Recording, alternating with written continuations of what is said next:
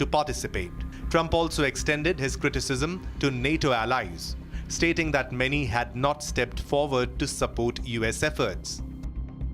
In contrast, he praised several Middle Eastern partners, including Saudi Arabia, Qatar, the UAE, and Bahrain, for their cooperation, while also referencing a friendly fire incident involving Kuwait. And it's not just NATO. You know who else didn't help us? South Korea didn't help us. You know who else didn't help us? Australia didn't help us. You know who else didn't help us? Japan. We've got 50,000 soldiers in Japan to protect them from North Korea. We have 45,000 soldiers in South Korea to protect us from Kim Jong-un, who I get along with very well, as you know. Do you notice how nice things are with North Korea? It's very nice. But we have 45,000 people, soldiers, in harm's way, and right next to Kim Jong-un with a lot of nuclear weapons. 45, which should have never happened if a certain president, I'm not going to mention this president because I happen to like him, believe it or not, but if a certain president did his job, Kim Jong-un would not have nuclear weapons right now. But they were all afraid to do their job properly. But just to conclude and just to finish, Japan didn't help us, Australia didn't help us, South Korea didn't help us, and then you get to NATO, NATO didn't help us. There were some countries that did. Now, countries that have been good, now you could also say they're got to be a little bit more involved because they're in the territory, but Saudi Arabia has been excellent, Qatar has been excellent, UAE has been excellent, Bahrain, Kuwait. I mean, Kuwait did shoot down 3 of our planes. The only planes, really, that we lost with friendly fire, they call it. I call it unfriendly fire. Analysts warn that such public criticism, combined with escalating military rhetoric toward Iran, could further complicate diplomatic efforts and deepen divisions within long-standing alliances. As the deadline set by President Trump approaches, the world is watching closely to see whether the crisis moves toward military confrontation or a last-minute diplomatic breakthrough. And we were taking a short break. Do not go anywhere. Coming up next, Himanta Biswa Sarma reacts to searches at Khera's residence, claims that the Congress leader ran away from Guwahati to Delhi and then to Hyderabad. Stay tuned.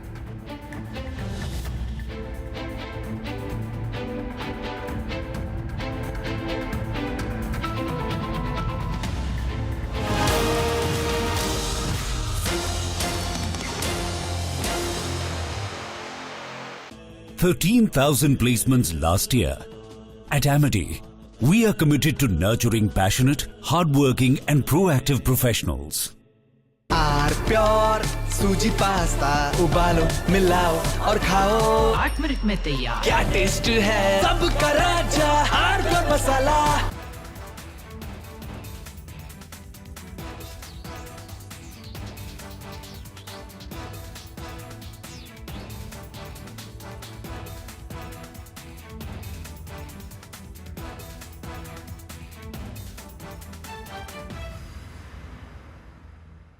Three, 2, 1. Booster ignition. Bartimus 2 now bound for the moon. Humanity's next great voyage begins.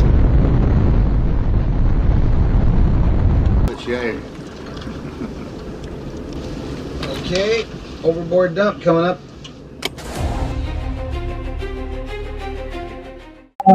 Actually, there is always a redundant chain of excretion systems available on the Artemis. Okay, it is not just the main chain, and it's a redundant chain is also available. And there is no way that the astronauts will be stuck because of the the excretion issues. And what they have reported now, even we were going through and seeing, it is something to do with the valve which is to operate for suction of the excretion, which looks to be needing attention. But the crew in Artemis, they are well trained to handle the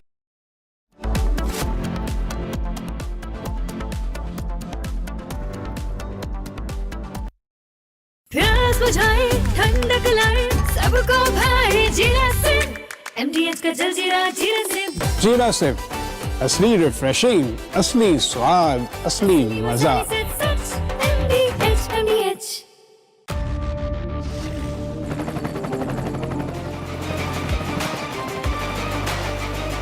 correct.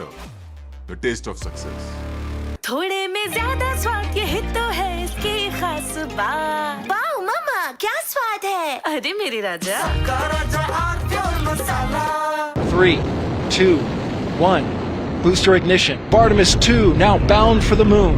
Humanity's next great voyage begins.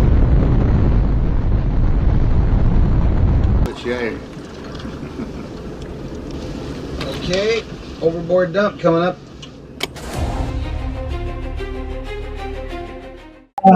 Actually, there is always a redundant chain of excretion systems available on the Artemis. Okay, it is not just the main chain, and it's a redundant chain is also available. And there is no way that the astronauts will be stuck because of the the excretion issues. And what they have reported now, even we were going through and seeing, it is something to do with the valve which is to operate for section of the excretion, which looks to be needing attention. But the crew in Artemis, they are well trained to handle such type of situation. And also, in case if the main chain of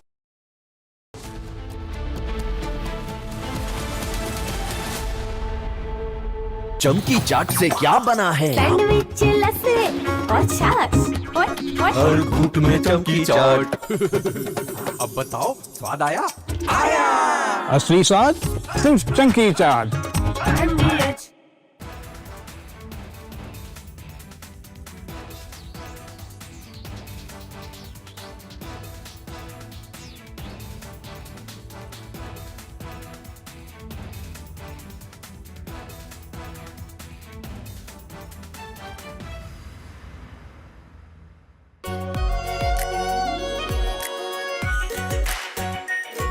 Pure Shahi Paneer Masala.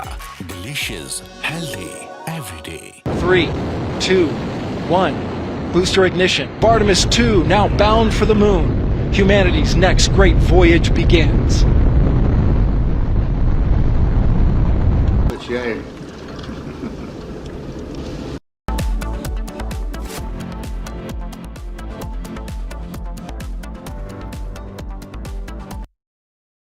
प्यास बुझाए ठंडक लाए सबको भाई जीरा से MDH का जलजीरा जीरा से जीरा सिर्फ असली रिफ्रेशिंग, असली स्वाद, असली मजा। MDH केसरिया से मन जोगी हुआ रे दिल झूमे देखो मतवारा हुआ रे केसरिया से मन जोगी हर पल बनाओ केसरी त्योहार। विमल बोलो जुबान केसरी। आर प्योर सूजी पास्ता उबालो मिलाओ और खाओ 8 मिनट में तैयार। क्या टेस्ट है सबका राजा hardcore masala. 3, 2, 1. Booster ignition. Artemis 2 now bound for the moon. Humanity's next great voyage begins.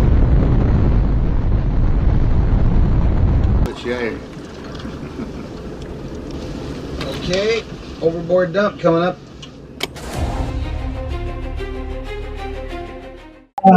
Actually, there is always a redundant chain of excretion systems available on the Artemis. Okay, it is not just the main chain, and it's a redundant chain is also available.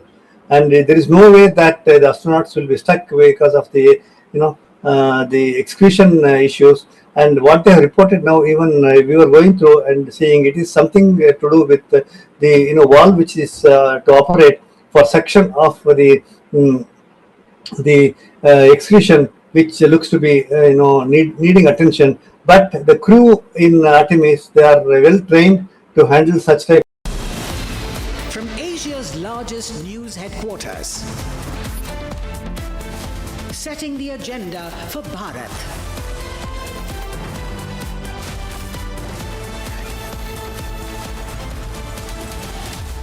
You're watching Republic.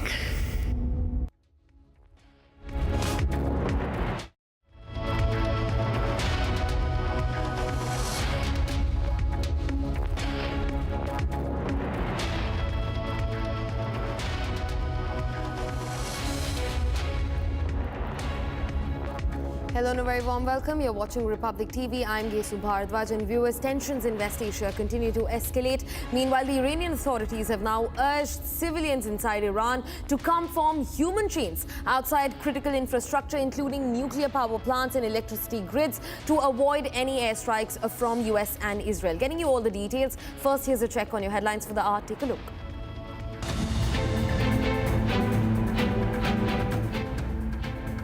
Assam police raids Pawan Khera's Delhi residence after FIR by Himanta Biswa Sarma's wife.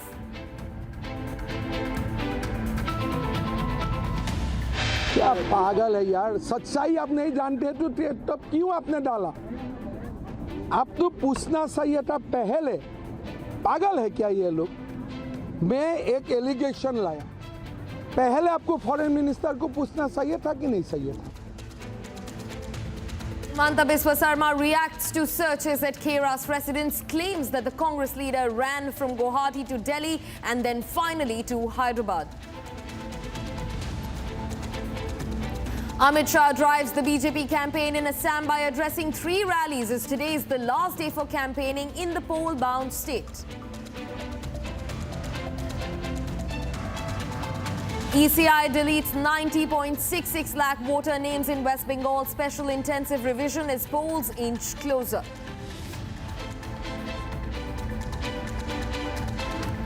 MK Stalin's nomination papers have been accepted by returning officer in Kolathur constituency.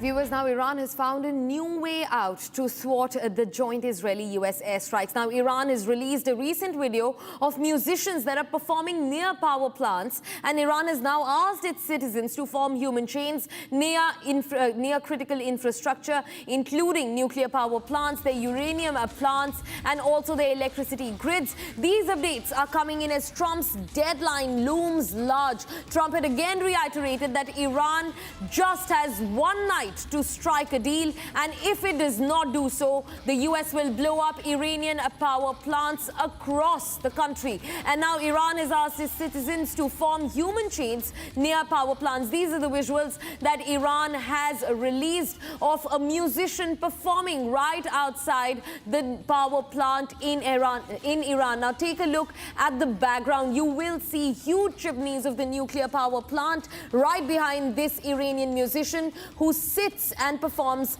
outside the power plant. Now remember, this comes after the Iranian President Pezeshkian urged civilians and prominent people like athletes and musicians to come forward in Iran and form human chains outside critical infrastructure, including the country's nuclear facilities, their power plants and their electricity grids. And this is Iran's new strategy to thwart the joint aggression of US and Israel as the West Asia war continues to escalate. Fresh visuals that have been released of a musician performing right outside the Iranian nuclear power plant facility. Iran has released this video. This comes in coherence with their statement where they were urging, their government was urging civilians to come and form human chains outside critical civilian and energy infrastructure all across the territory in Iran. Now, in the latest, a musician can be seen playing their instrument right outside the nuclear power plant. For now, viewers, quickly cutting across to Amit Shah, the Home Minister, who is rallying for BJP's final pitch in Assam as the state goes to polls on the 9th of April.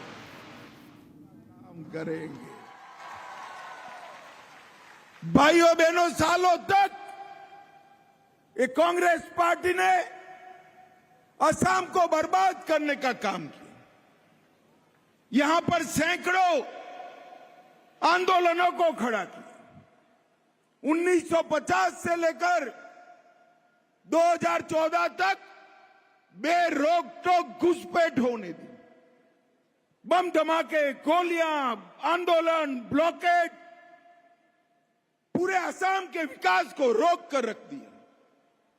ये Congress party ने बोडो को Assamese के साथ लड़ा, बंगाली को असम वालों के साथ, अंदर अंदर झगड़े लगाकर हर बार अपनी सरकार बनाते गए। अब भारतीय जनता पार्टी की सरकार आई है, मुझे बताओ 5 साल से कहीं बम धमाका हुआ है भाई?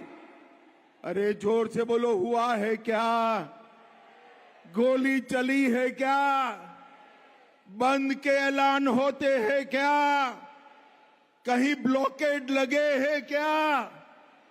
ये नहीं हो सकता, क्योंकि हमने एक के बाद एक के बाद एक के बाद एक 20 समझौते कर पूरे नॉर्थ ईस्ट को शांति प्रदान करने का काम हमारे नेता नरेंद्र मोदी जी ने किया। अकेले असम में 11,000 से ज्यादा युवा ऑटोमेटिक AK-47 और AK-56 जमीन पर डालकर मेन स्ट्रीम में आए हैं और असम को एक खुशहाल असम बनाने का काम नरेंद्र मोदी जी के नेतृत्व में भारतीय जनता पार्टी ने किया और हमारा असम आज विकास के रास्ते पर प्रशस्त हो गया। परंतु एक काम अधूरा रह गया। 10 साल से आपने भारतीय जनता पार्टी की सरकार बनाई। मैं 16-17 में भी आया था, 21 में भी आया था और 26 में भी आया। पहले 5 साल हमने घुसपैठियों को रोकने में लगाए, यहां से रोक लिया, मगर त्रिपुरा और बंगाल से घुसते रहे। त्रिपुरा में भी भाजपा सरकार बनी, हमने उनको वहां पर भी रोक लिया। और सिलचर वालों, मेरे बंगाली भाइयों बहनों, बंगाल में भी इस बार कमल फूल की सरकार बनने जा रही है। ये पूरे कॉरिडोर में हम घुसपैठियों को रोक कर रख देंगे। पहले 5 साल हमने असम में घुसपैठ बंद की, दूसरे 5 साल उनको चिन्हित किया और एक तीसरे 5 साल दे दो, चुन चुन कर देश के बाहर निकालने का काम ये भारतीय जनता पार्टी करेगी। भाइयों बहनों, हम घुसपैठियों के नाम मतदाता सूची से कटवा रहे हैं। ये ममता दीदी और राहुल बाबा के पेट में दर्द हो रहा है। अरे राहुल बाबा, सीएए का तो आप विरोध करते थे। जो शरणार्थी बंगाली भाई बहन यहां आए हैं, उनको मतदान का अधिकार देने से आप विरोध कर रहे थे और घुसपैठियों का क्यों स्वागत कर रहे हैं? क्योंकि वो उनकी वोट बैंक है। अरे आप चिंता मत करो, रोने दो ममता बनर्जी को, छातियां पीटने दो राहुल बाबा को। इस देश से एक एक घुसपैठिए को चुन चुन कर भारतीय जनता पार्टी निकाल देगी। भाइयों बहनों, इस बार विजय की तो मैं अपील करने आया हूं, परंतु जैसी तैसी विजय नहीं चाहिए। कछार की 707 सीट पर कमल फूल खिलना चाहिए, कमल फूल खिलना चाहिए।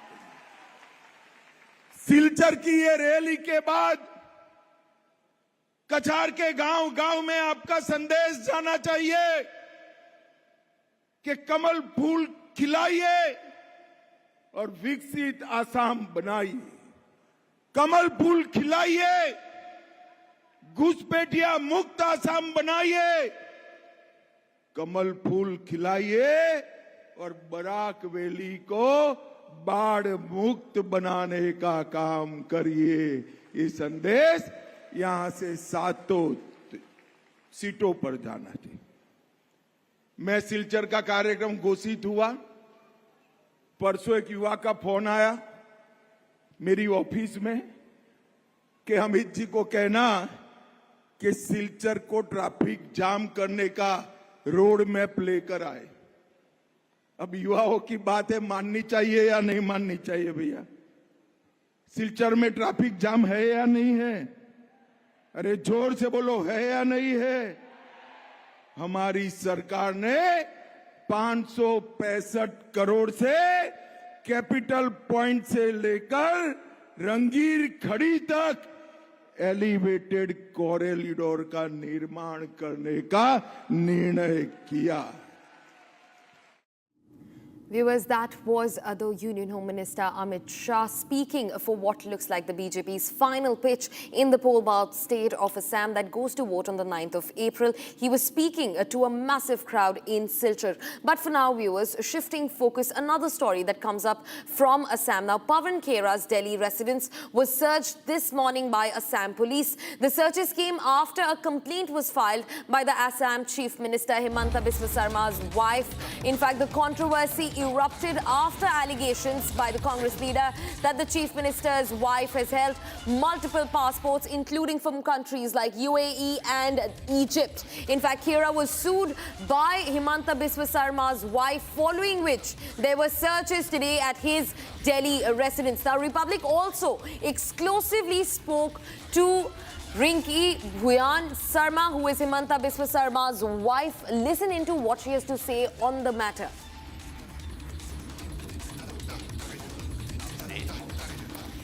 मुख्यमंत्री की पूरे I've been already saying, like, they have been baselessly allegating, they have been baselessly spreading false rumors, and which is completely AI generated. It's clearly a symbol of going berserk, and when they have nothing to do and doing such false things like AI generated, it is actually a big time fraud. Which they should not do it in any people. Ma'am, you have also filed a police complaint. Can you say what are the charges that you have pressed? I have gone all the cognizable offences because it is a very bad thing which they have done it. It is clearly showing the violation. So, like, if I have been, I'm an Indian citizen, right? We don't have a dual citizenship, and they're claiming me to have 3 citizenship with all the forgery documents. So everything, charges which are related to the acts, I have filed everything, so that I'm leaving the police and the court to take its action. You are relentlessly campaigning for Himanta Biswa Sarma in Jalukbari. Do you think that these allegations that the Congress party has leveled will have any impact at all in Assam? It will not have any impact in Assam, because this is the reason why, because the present Chief Minister Himanta Biswa Sarma has done so much of work. So now, since they don't have anything, so I am the softest target, and even if the softest target also, they are giving baseless allegations which are completely with a forged document. So they have seen that nowhere they are going to be, they are completely swiped out in the Assam elections. That's the only reason. Last question, ma'am. Today, Assam police team has reached Pawan Khera's residence, but he is nowhere to be found in Delhi. Yes, today, in fact, even I am seeing in the media that he has fled. So now, since I already told the court that I will be, let the law take its own action. If I am guilty, I am ready to go.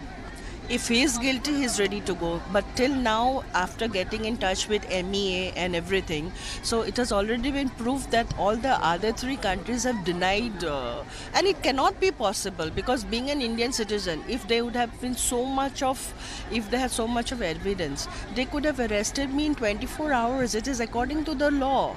And in 96 hours, I would have been behind the bars. But it is just what you can say, a fraud, and it is totally a case of defaming a female. And plus today, one thing I want to actually say is that today I'm a CM's wife. Today I'm able to fight, but they have set a playbook with everybody having a mobile in their hand with all the AIs working, and it is shameful for a party like Congress in setting a playbook for the society where they can do any sorts of nonsense with the technicals, and it is a very bad example, and it should not, and heaven forbid that it should not happen to any other female. Thank you. This was Riniki Bhuya Sharma, Chief Minister Dr. Himanta Biswa Sharma's wife, reacting to the allegations leveled by the Congress party's spokesperson Pawan Kherasi has said that these allegations are totally baseless, false and fabricated, and that the Congress party has resorted to AI and Photoshop as far as the forging of the documents are concerned, and that law will take its course in the due course of time. Viewers, that was my colleague Aniruddha getting in an exclusive conversation from the Chief Minister's wife, Riniki Bhuya Sharma. Now, also let's listen in to the Chief Minister himself, Himanta Biswa Sharma, who not only takes on the Congress leader Pawan Khera, but also goes on to explain that he's been absconding. He has fled this state and he went to New Delhi first, and now finally he could be in Hyderabad. Listen in. क्या पागल है यार, सच्चाई आप नहीं जानते तो तब क्यों आपने डाला? आप तो पूछना चाहिए था पहले। पागल है क्या ये लोग? मैं एक एलिगेशन लाया, पहले आपको फॉरेन मिनिस्टर को पूछना चाहिए था कि नहीं चाहिए था कि ये एलिगेशन हमको मिला है, सार्वजनिक करने का पहले आप थोड़ा हेल्प कीजिए। आप पहले लोगों को मारेगा, फिर बोलेगा नहीं नहीं नहीं मेडिसिन क्या होगा मैं पूछ के दूंगा। क्या पागल जैसा? खड़गे जी का उम्र हो गया, अभी भी पागल जैसा बात कर रहे हैं। आप लोगों को जलील करेगा, लोगों को बेइज्जत करेगा और फिर बोलेगा हम फॉरेन मिनिस्टर पूछूंगा। तुम्हारा दामाद है क्या फॉरेन मिनिस्टर? पहले झूठ मूठ कागज क्यों लाया? पहले जाके फॉरेन मिनिस्टर को क्यों नहीं पूछा? कौन है ये खड़गे? क्या लुका छुपी का खेल है? असम, अरे कहाँ असम पुलिस को नहीं जानते, पताल से भी उखाड़ के ले आएगा। कहाँ मिलेगा पवन खेरा? असम लासित बरफुकन का देश है, कौन सा ये पवन खेरा है? पताल में भी लुकेगा तो हम उठा के लेके आएगा। तुम बताओ ये कागज तुम किसको दिए थे?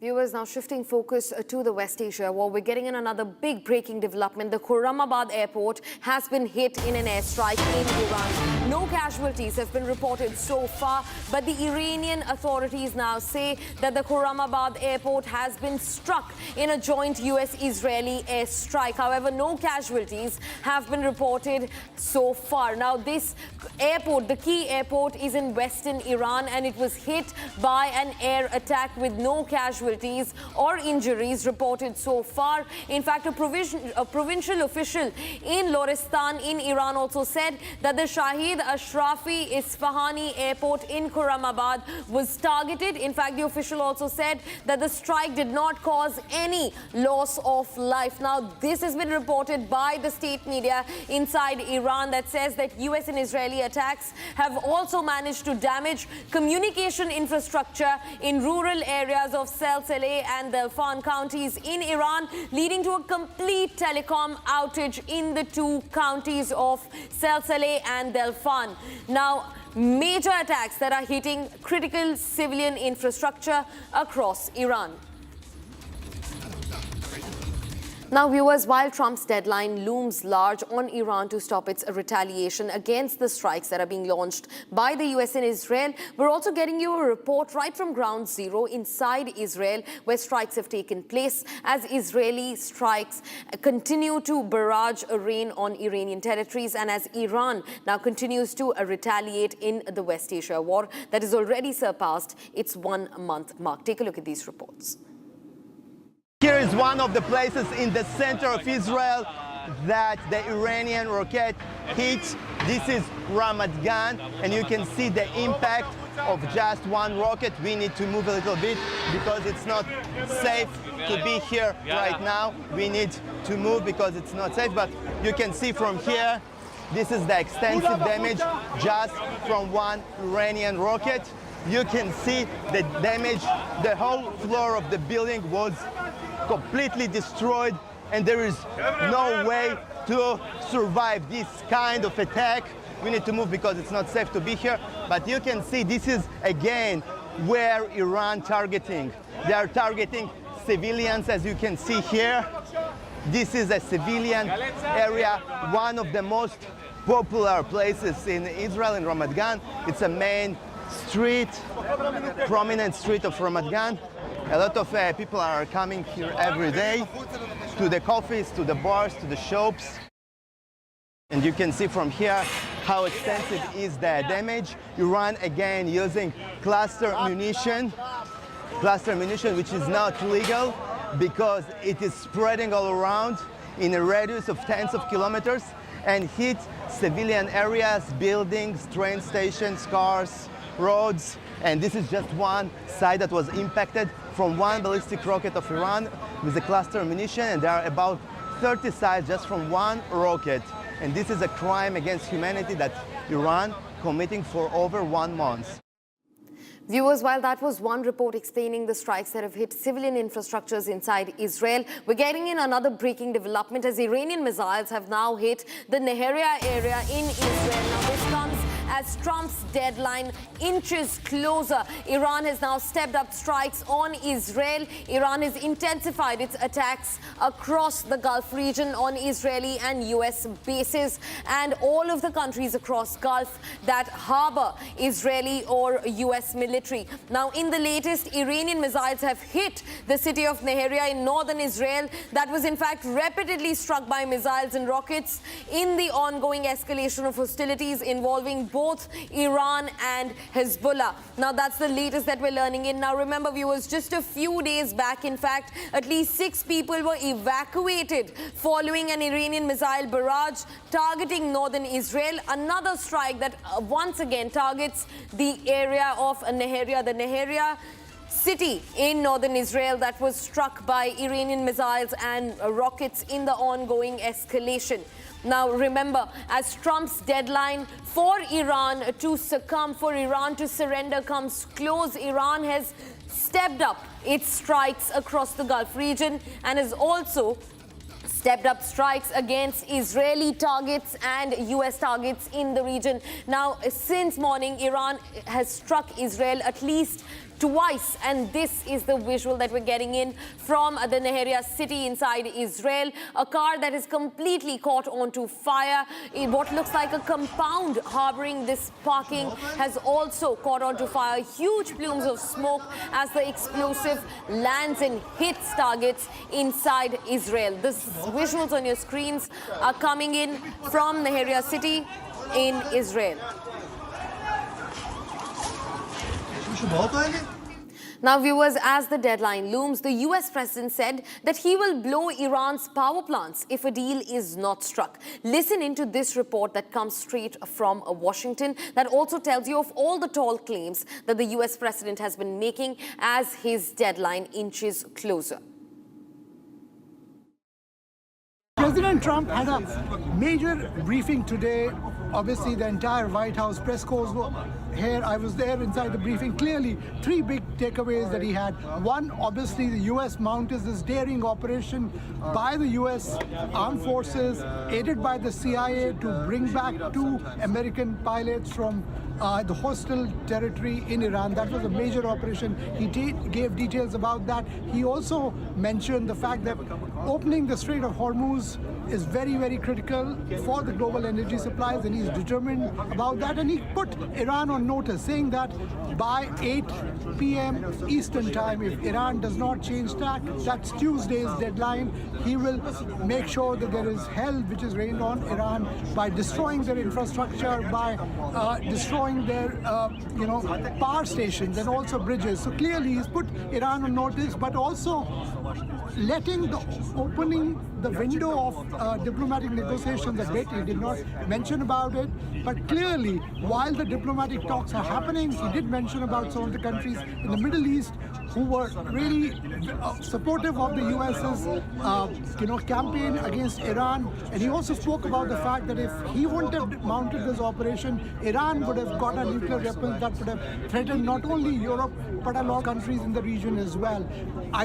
He did not say anything about the deadline on the war ending, but I get a sense that a lot will be clearer after this deadline of 8 p.m. tomorrow. That's Tuesday, Washington, D.C. time, the US ET time. Viewers, now as the US-Israel war against Iran enters its 37th day, Tehran is now threatening to close the Bab al-Mandab Strait, the second most critical choke point for global energy trade after the Strait of Hormuz. Now, an advisor to the supreme leader of the country, Mujtaba Khamenei, warned that if the US continues its aggression, the resistance front will treat Bab al-Mandab the very same way as they treated the Strait of Hormuz. What does this mean and what can be the global consequences? Take a look.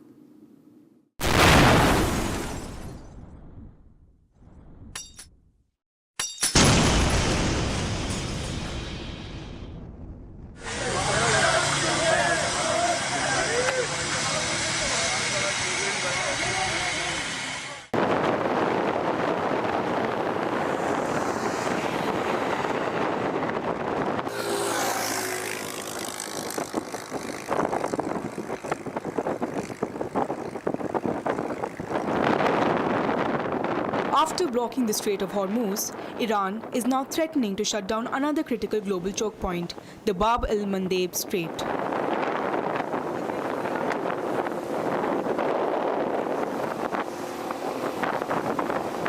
In a post on X, an advisor to Mujtaba Khamenei has stated that today, the Unified Command of Resistance Front views Bab el-Mandeb as it does Hormuz.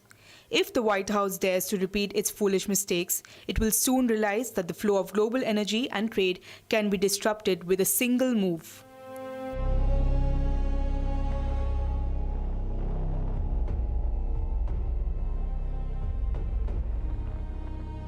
Bab el-Mandeb is a narrow waterway between Yemen and Djibouti that connects the Red Sea to the Gulf of Aden. It is the only southern gateway for ships heading to or from the Suez Canal. Now, roughly 30% of global container traffic and nearly 10% of the world's oil trade passes through this strait every day. Although Iran does not share the border with the strait, it does have a good support from Yemen. With the conflict escalating, the group has now threatened shipping routes in the Bab el-Mandeb Strait in the Red Sea, a crucial passageway where 12% of world trade passes through. This strait has become even more important as the Strait of Hormuz is now effectively closed, forcing Gulf countries like Saudi Arabia to send millions of barrels of crude oil a day through the Red Sea. In 2023, the Houthis launched attacks against vessels in solidarity with Gaza. Between November 2023 and January 2025, the group attacked more than 100 merchant vessels, sinking 2 of them and paralyzing ship movement towards the Red Sea. If the Houthis start attacking vessels again, this would further push up oil prices, and analysts warn that this could destabilize marine security.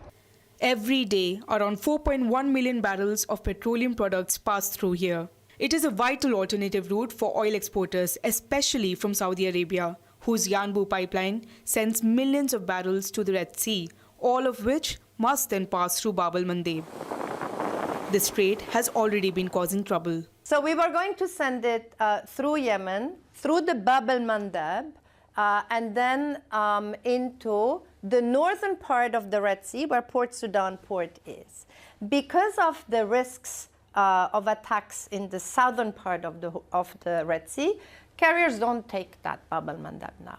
So what we now have to do is Karachi and then go all the way down through the Cape of Good Hope in Africa.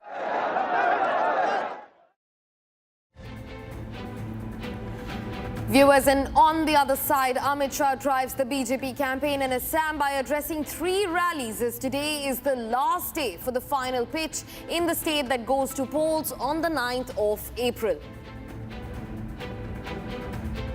थोड़े में ज़्यादा स्वाद ये ही तो है इसकी खास बात। वाओ मामा, क्या स्वाद है? अरे मेरे राजा। सबका राजा और प्योर मसाला। केसरिया से मन जोगी हुआ रे दिल झूमे देखो मतवारा हुआ रे केसरिया से मन जोगी हर पल मनाओ केसरी त्योहार विमल बोलो जुबान केसरी चमकी चाट से क्या बना है आलू चाट या फ्रूट चाट स्वाद बनाए चमकी चाट क्या बात है स्वादिष्ट पकोड़े और फरसान अरे चंकी चाट है इसकी जान असली स्वाद सिर्फ चंकी चाट।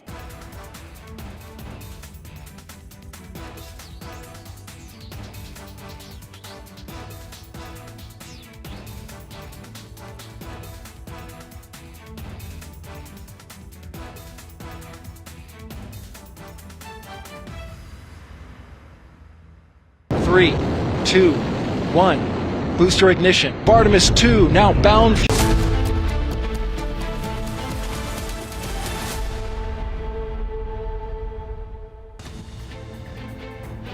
Assam police raids Pavan Khera's Delhi residence after FIR by Himanta Biswa Sarma's wife.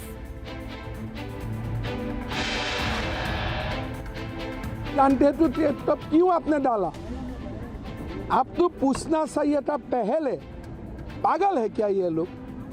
मैं एक एलिगेशन लाया, पहले आपको फॉरेन मिनिस्टर को पूछना चाहिए था कि नहीं चाहिए था? Himanta Biswa Sarma reacts to searches at Khera's residence, claims that the Congress leader ran from Guwahati to Delhi and then finally to Hyderabad.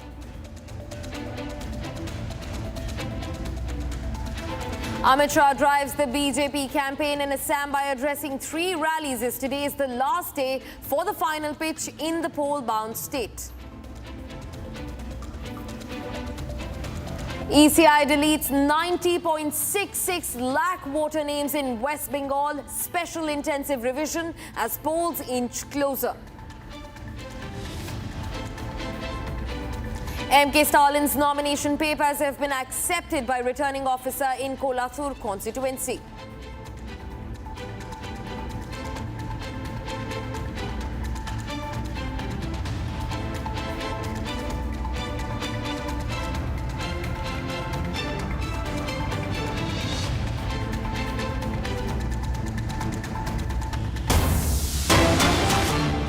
Now getting in a fresh breaking development, the Israeli forces have now struck a 7th key crossing point over the Litani River that was used by the proxy Hezbollah to move operatives and weapons south of the Litani River. Now, prior to the strike, Hezbollah terrorists used the crossing to transfer weaponry, rocket systems and rocket launchers to advance and even carry out strikes against Israeli forces. That's what the Israeli Defense Forces have said, as in the latest, their forces have struck a 7th key crossing point over the Litani River that they say was used by the Hezbollah proxies to move operatives and even weapons south of the Litani River. Now, prior to this strike, the IDF says Hezbollah terrorists used the crossing to transfer weapon systems, rockets and rocket launchers to advance and carry out terror strikes against the Israeli Defense Forces and the Israeli territory.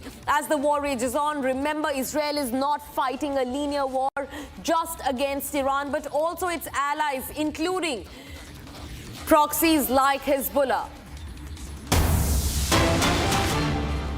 Viewers, getting in a fresh breaking development. Clashes have broken out between unidentified gunmen and Turkish security forces near the Israeli consulate in Istanbul in Turkey. That's the latest that we're learning in. Major clashes that have broken out between unidentified gunmen and the Turkish security forces that were guarding and manning the Israeli consulate in Istanbul in Turkey. Now, this is an indication of Israeli assets coming under attack across the region as the war in West Asia continues to escalate. Now, remember, this is the first case of an Israeli embassy coming under attack. Almost clashes that broke out between unidentified gunmen and Turkish security forces near the Israeli consulate based out of Istanbul in Turkey. Now, we do not know the reason behind the clashes that erupted. In fact, the gunman has probably been also arrested, and investigations have been launched into the matter to understand what led to the clashes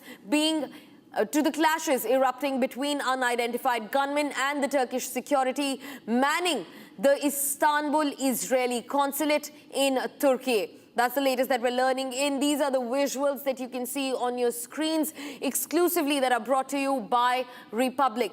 Now, this is big firing reported outside the Israeli consulate in Istanbul in Turkey. Now, unidentified gunmen got into a scuffle with the Turkish security guards that had the responsibility of manning the Israeli consulate in Turkey's capital, Istanbul. These are the visuals on your screens. Now, also a reiteration that the Israeli assets and US assets continue to remain sensitive and under precarious threat as the war extends in West Asia.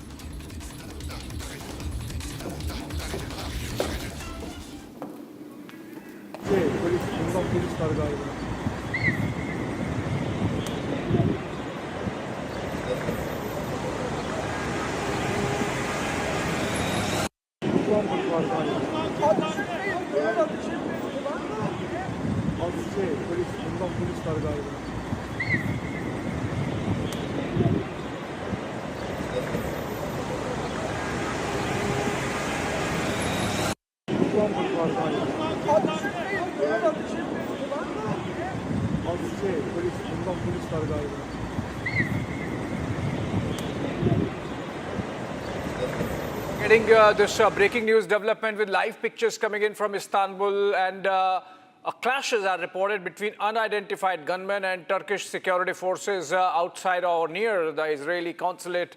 And remember, Ankara is the capital of Turkey and Istanbul is their biggest city. And we have these pictures coming in of a gunfight happening. Let's go to Shawan for more on this from the newsroom. Shawan, are you hearing that the gunfight is on? These are live pictures or deferred live pictures? And is this an active scene of shooting going on in Istanbul outside of the Israeli consulate? Well, in fact, Abhishek, the Turkish media has been reporting that around 2:30 this afternoon, that is the India time, is when this gunfight has actually taken place. This is at the Israeli consulate in Istanbul. We are being told by way of what the Turkish media is basically reporting that at least 3 gunmen have been eliminated. In fact, there is no official statement that has been issued by the Turkish authorities as yet, but Israelis have already indicated that they are in touch with Turkey to basically find out who the gunmen were. In fact, they had come in a vehicle and opened fire outside the consulate. In terms of number of injuries are concerned, that is not known at this point in time. This is just a preliminary information that has come in, and this is what Turkish media has reported so far. One, that the gunfire was reported outside the Israeli consulate, so no reports really coming in with regards to whether at all anything that has happened inside, whether at all they've been able to breach the security. That is not clear as of now. It just appears that the firing has taken place outside the consulate. The second important point is that the number of people who were involved, at least 3 people were present. In fact, all 3 have been gunned down is what we are picking up. And in terms of injuries, we are given to understand a Turkish security force individual has been reported injured, and there is nothing with regards to the consulate staff, whether at all they have sustained any injuries. So far, there's no official word really coming in from the Israelis in Turkey, or for that matter, even from the Turkish authorities. This is by way of what the Turkish media has been reporting. Yeah, we're getting more pictures, in fact, Shawan, as we speak of this shootout that has happened in Istanbul. And it seems that police was proactive, that police engaged with the shooters and shot them down. And these are pictures of earlier. We have more pictures. We will turn them around and show them. And this is a shooting that has taken place outside. Not sure as of now whether this was aimed at the Israelis or this was some other terror incident. There is a statement coming in from Turkish Minister of Justice, must be the law minister there. Akin Gurlek, and the statement says, Shawan, that upon the reports of gunfire sounds in the vicinity of the Israeli consulate located in the Besiktas district of Istanbul, the Istanbul Chief Public Prosecutor's Office has immediately initiated an investigation. So probe has been ordered. We can flash that. A probe has been ordered by the Turkish authorities, led by the Chief Public Prosecutor's Office of Istanbul. And the scope of the investigation, according to the Justice Minister, is to look into... Çok camları çıkmayın, çatışma var arkadaşlar. Şu ileride, ben polisleri görüyorum. Çok cama girme, çok cama girme. Ben anladım zaten çatışma çıktı. Ben anlamaz mıyım oğlum? Uzun namlulu silahlarla atış ediyoruz. Ben demedim mi sana? Okay, Shawan, if you go by this statement, the authorities are still not telling us or the public about the motivations, the angle, who carried out this attack, no responsibility taken. They have just ordered a probe. So it seems it's very preliminary, and even the Turkish authorities do not know who has carried out this attack or sought to disturb peace there in the vicinity of the Israeli consulate. Well, in fact, this incident has only happened around 2:30 India time. And as of now, if you go by what the Turkish media is reporting, all the three gunmen have already been eliminated. As far as their antecedents are concerned, that is not known. Perhaps it's going to take a little bit more time. All that we can confirm is that earlier this month is when an alert was basically issued by the Israelis as far as their embassies are concerned, and Turkey happened to be one of them.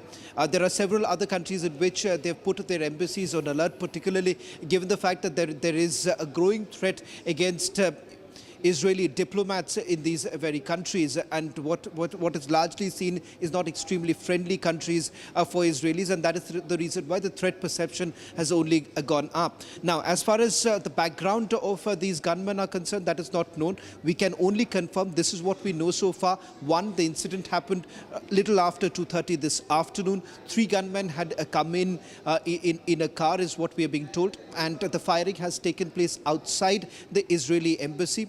In terms of number of injuries, all that we can confirm is that a Turkish security force personnel has sustained injuries. There is no report so far with regards to whether at all any Israeli staff members or diplomats have sustained any injuries or not. That is not clear at this point in time.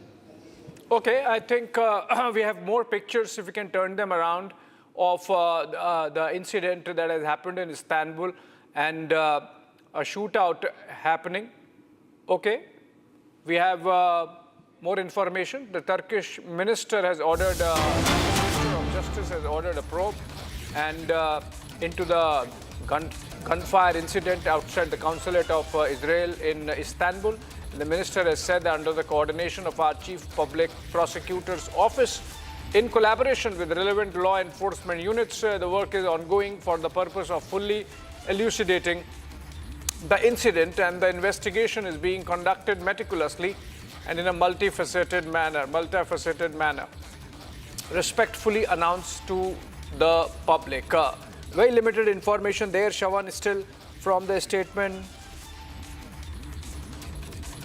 Okay, we have Mr. Terry Newman joining us from Israel because it seems Israel consulate is the target or was the target. Terry, you think that given the situation in West Asia, the Israelis are getting targeted, and this seems to be an instance in Istanbul being reported? Yes, so it has been indeed reported that 3 people have been killed near the Israeli consulate in Istanbul. We are aware of Iranian sleeper cells across the Middle East, but also across Europe, the United States and Latin America, and they are starting to use them more and more. There have been attacks we've seen in the UK, there have been attacks in Holland, attacks in Belgium, and this is a sad attack here in Turkey. As of yet, we are aware that those killed were not diplomats. We are unaware whether they were Turkish origin or Jewish or Israeli. That is yet to be confirmed, but certainly it is very worrying to see Iran taking this war global. Okay, it seems you suspect that this seems like a more global thing. There was some incident reported in Australia also, some incident reported in London also. You mean to say that there is a continuity between these incidents and that if not exactly one particular organization, but some groups jointly might be doing this?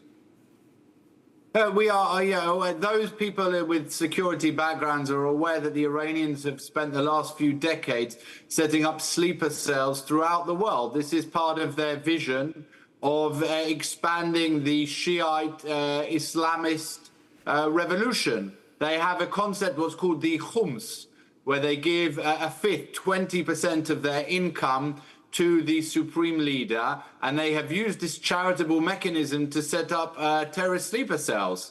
And one of the reasons they've been able to do it so successfully is that this fine line between genuine charitable religious giving versus revolutionary Islamist violence is very difficult for Western governments to separate. Okay, let's break that. We, in fact, have a statement coming in from the Israeli side attributed to Israeli media, Terry, and it says that a spokesperson of the Foreign Ministry of Israel has said that the incident is under investigation and confirmed that the consulate is currently unstaffed. So a first reaction coming in from the Israeli side that they are aware of the incident, that this seems like something to do with them and they are investigating it, and that thankfully for them, so far as they are concerned, the consulate was unstaffed, which means nobody was there. Terry, last question before we let you go. First reaction coming in from the Israeli side, in which says that the consulate was not staffed. Do you think this is because of the present ongoing situation? As a preemptive measure, as a preemptive security measure, the Israeli consulate has already been evacuated? President Erdogan of Turkey has made it very clear that he is downgrading relations between Israel and the state of Turkey. So as a result, they have withdrawn their diplomatic staff from Israel, and Israel has withdrawn our diplomatic staff from there. But as you correctly said earlier, this is part of a global set of attacks by Iranian sleeper cells on Jewish and Israeli targets. Has also been on American targets. The banks in France, American banks there have recently been attacked. And this is the lowest form of terrorism and attacks on innocent human beings that the Iranians are doing. Okay, Terry, thank you so much for joining us. In fact, the Turkish media is reporting that two of the attackers were killed on the spot by quick police action, and that one of them has been arrested, though he's injured. We'll come back to this once we get more information on this. Thank you for joining us. And moving on to another breaking news connected with West Asia, the kind of situation that's prevailing there, a war zone, and Iranian missiles have hit Naharia of Israel today. Remember, last evening we had President Trump throwing his umpteenth ultimatum to Iran to surrender, but it seems nobody is listening to him in Iran. And they have carried out their double down. They have doubled down and they are carrying out strikes, even now missiles going as far as Israel. Naharia town of Israel this time in these pictures. And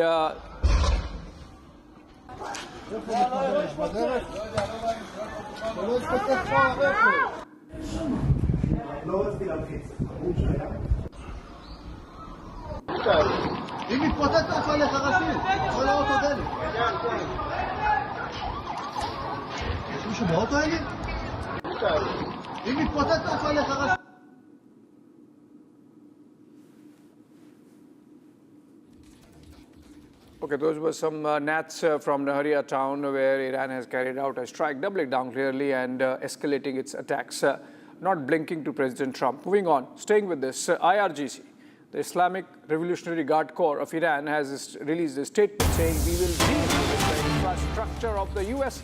and its partners in such a way that the U.S. and its allies will be deprived of the region's oil and gas for years. The United States regional partners should also know that until today, due to good neighborliness, we have exercised great restraint and had considerations in choosing retaliation targets. But from now on, all these considerations have been removed. That's like a reverse threat coming in from the IRGC, which effectively is in control of Iran now. We don't know whom President Trump was talking when he said that they are reasonable, rational people listening to Trump, but IRGC at least is not listening to him. All right, as the US-Israel war with Iran enters its 38th day, Tehran is now threatening to close the Bab el-Mandeb Strait, which is in the Red Sea, the second most critical choke point for global energy trade after the Strait of Hormuz. An advisor to Supreme Leader Mujtaba Khamenei warned that if the US continues its aggression, the resistance front will treat Bab el-Mandeb the same way as Hormuz. Bab el-Mandeb perhaps can be controlled by the Houthis because that they are closer to the geography, but Iran there clearly in no mood to de-escalate despite Trump threats with that massive press conference last evening.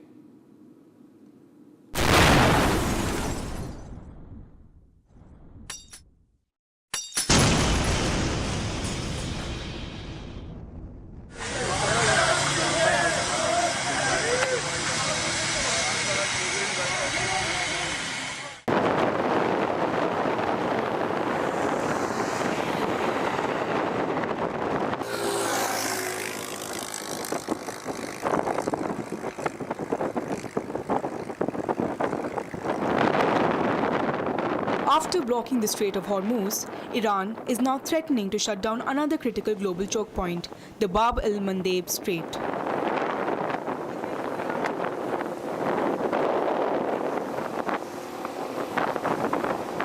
In a post on X, an advisor to Mujtaba Khamenei has stated that today, the Unified Command of Resistance Front views Bab el-Mandeb as it does Hormuz.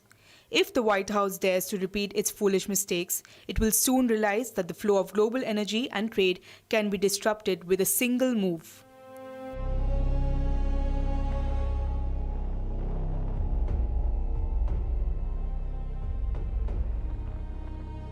Bab el-Mandeb is a narrow waterway between Yemen and Djibouti that connects the Red Sea to the Gulf of Aden. It is the only southern gateway for ships heading to or from the Suez Canal.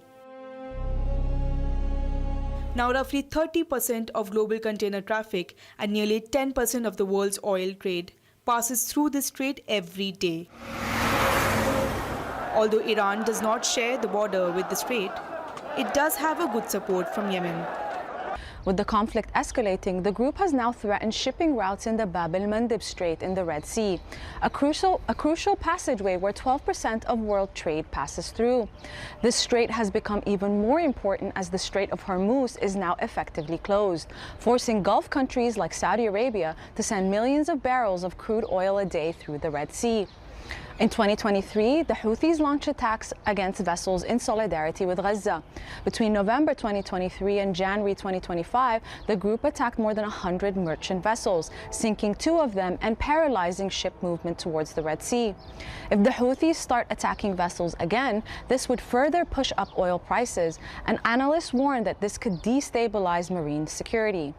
Every day, around 4.1 million barrels of petroleum products pass through here. It is a vital alternative route for oil exporters, especially from Saudi Arabia, whose Yanbu pipeline sends millions of barrels to the Red Sea, all of which must then pass through Bab el-Mandeb. The strait has already been causing trouble. So we were going to send it through Yemen, through the Bab el-Mandeb, and then into the northern part of the Red Sea, where Port Sudan port is. Because of the risks of attacks in the southern part of the Red Sea, carriers don't take that Bab el-Mandeb now. So what we now have to do is Karachi and then go all the way down through the Cape of Good Hope in Africa. بارك الله فيكم أيها الإخوة المحتشدون المجاهدون أثبتتم للعالم الهمة. استمرار في دعم وإسناد جبهات المقاومة والجهاد في العراق وإيران وفلسطين ولبنان. نفذت قواتنا المسلحة بعون الله تعالى عملية عسكرية بدفعة من الصواريخ البالستية استهدفت أهدافا حيوية للعدو الإسرائيلي في منطقة يافا المحتلة. وقد جاءت هذه العملية بالاشتراك مع الإخوة المجاهدين في إيران وحزب الله في لبنان، وحققت أهدافها بنجاح بفضل الله. Thank everybody for being here. 200th day in office. This is 200 days already. Time flies. But we have a country that's the hottest country right now. ترامپ یک شخصیت متزلزل، متوهم با مجموعه تناقضات هست. جامعه ایران معمولاً به حرفهای ترامپ اعتنایی نمی کند، چون باور دارد که ایشان فاقد تعادل شخصیتی و رفتاری و کلامی است و هر لحظه با یک موضوع متناقضی مواجه میشیم.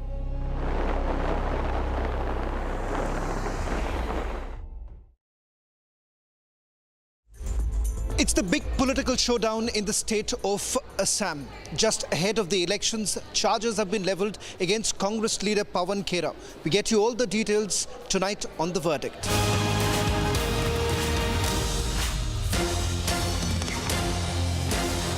$13,000 placements last year.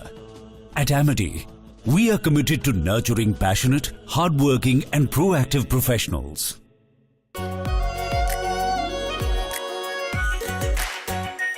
Our pure Shahi Paneer Masala. Delicious, healthy, every day. 3, 2, 1. Booster ignition. Artemis 2 now bound for the moon. Humanity's next great voyage begins.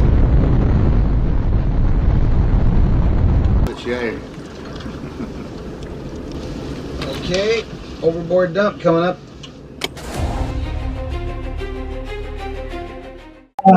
Actually, there is always a redundant chain of excretion systems available on the Artemis. Okay, it is not just the main chain, and it's a redundant chain is also available. And there is no way that the astronauts will be stuck because of the the excretion issues. And what they have reported now, even we were going through and seeing, it is something to do with the valve which is to operate for suction of the excretion, which looks to be needing attention. But the crew in Artemis, they are well trained to handle such type.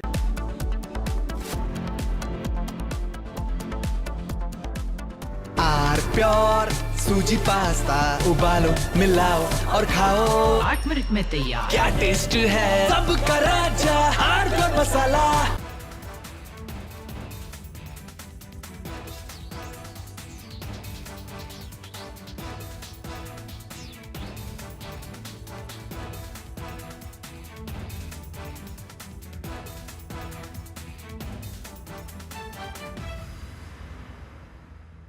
चमकी चाट से क्या बना है sandwich लस्सी और छाछ हर घूंट में चमकी चाट ड्राई फ्रूट और दही बड़े चमकी चाट से स्वाद बढ़े असली स्वाद सिर्फ चमकी चाट 3, 2, 1. Booster ignition. Artemis 2 now bound for the moon.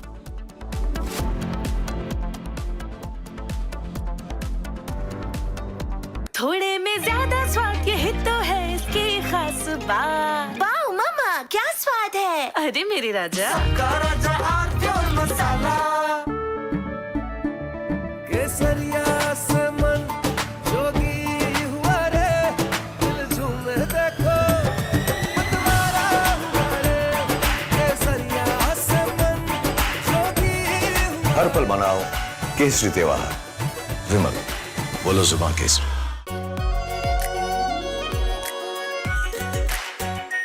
Our pure Shahi Paneer Masala. Delicious, healthy, every day. 3, 2, 1. Booster ignition. Artemis 2 now bound for the moon. Humanity's next great voyage begins.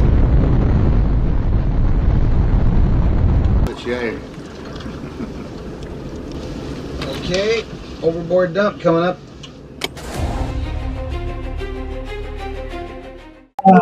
Actually, there is always a redundant chain of excretion systems available on the Artemis. Okay, it is not just the main chain, and it's a redundant chain is also available.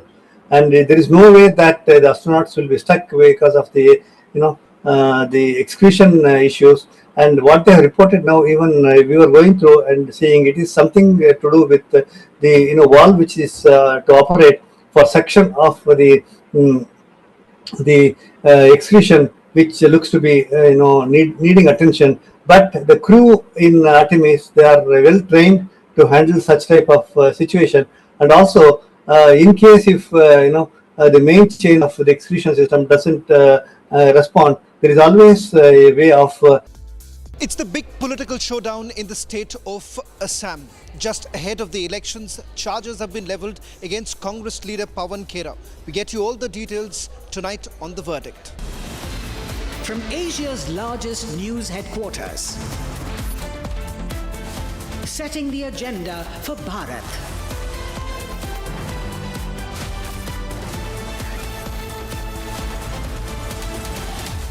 You're watching Republic.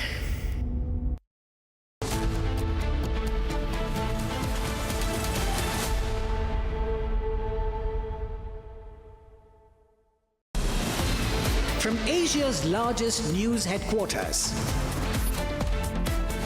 setting the agenda for Bharat.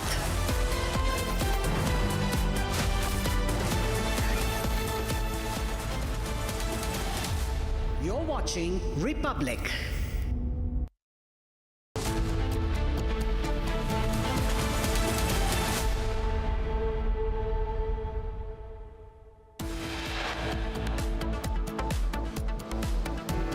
Hemanta calls Pawan Khera's allegations against him and his family false and fabricated, accuses the Congress of distorting images using AI. Three nations, Egypt, UAE, Antigua and Barbuda, reject claim made by Congress, calls them fake.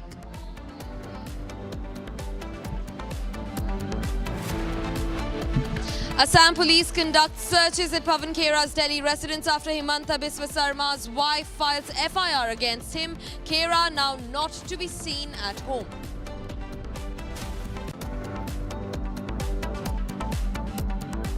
Hemanta says Pawan Khera ran away to Hyderabad after daring the state police to arrest him.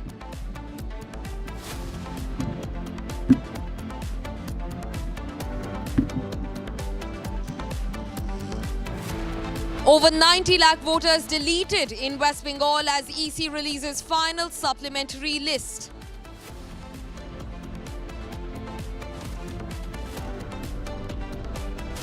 Four people killed in the violence in Manipur. Internet shut down in 5 districts of Manipur post-violence.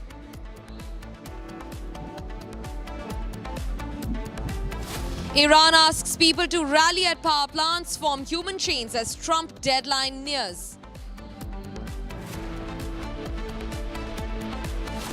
As Trump's deadline looms, Iranian president asserts 14 million Iranians ready to sacrifice their lives.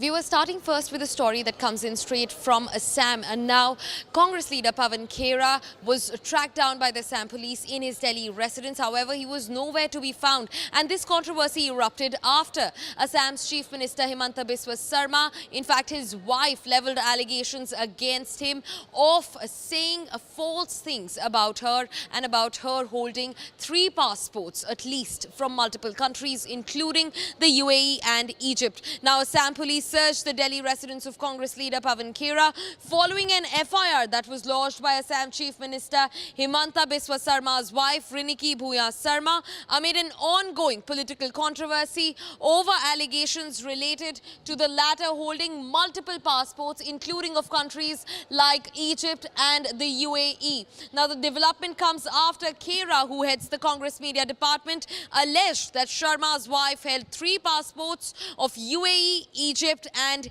in fact India. Now that claims have been strongly denied by the ruling BJP leadership in the state. Not just that, Hemanta Biswa Sarma, the chief minister, alleged that Congress leader Pawan Khera ran away to Hyderabad over the fear of being arrested. Listen in to what he has to say about the matter. क्या पागल है यार, सच्चाई आप नहीं जानते तो तब क्यों आपने डाला? आप तो पूछना चाहिए था पहले। पागल है क्या ये लोग?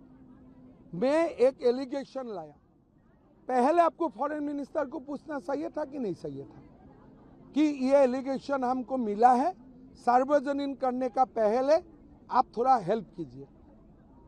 आप पहले लोगों को मारेगा, फिर बोलेगा नहीं नहीं नहीं मेडिसिन क्या होगा मैं पूछ के दूंगा।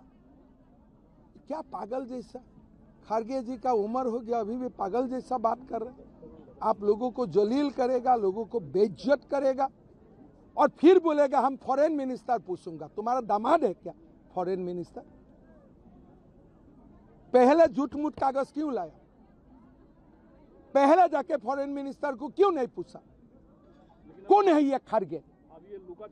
क्या लुका छुपी का खेल है? असम, अरे कहाँ असम पुलिस को नहीं जानते, पताल से भी उखाड़ के ले आएगा।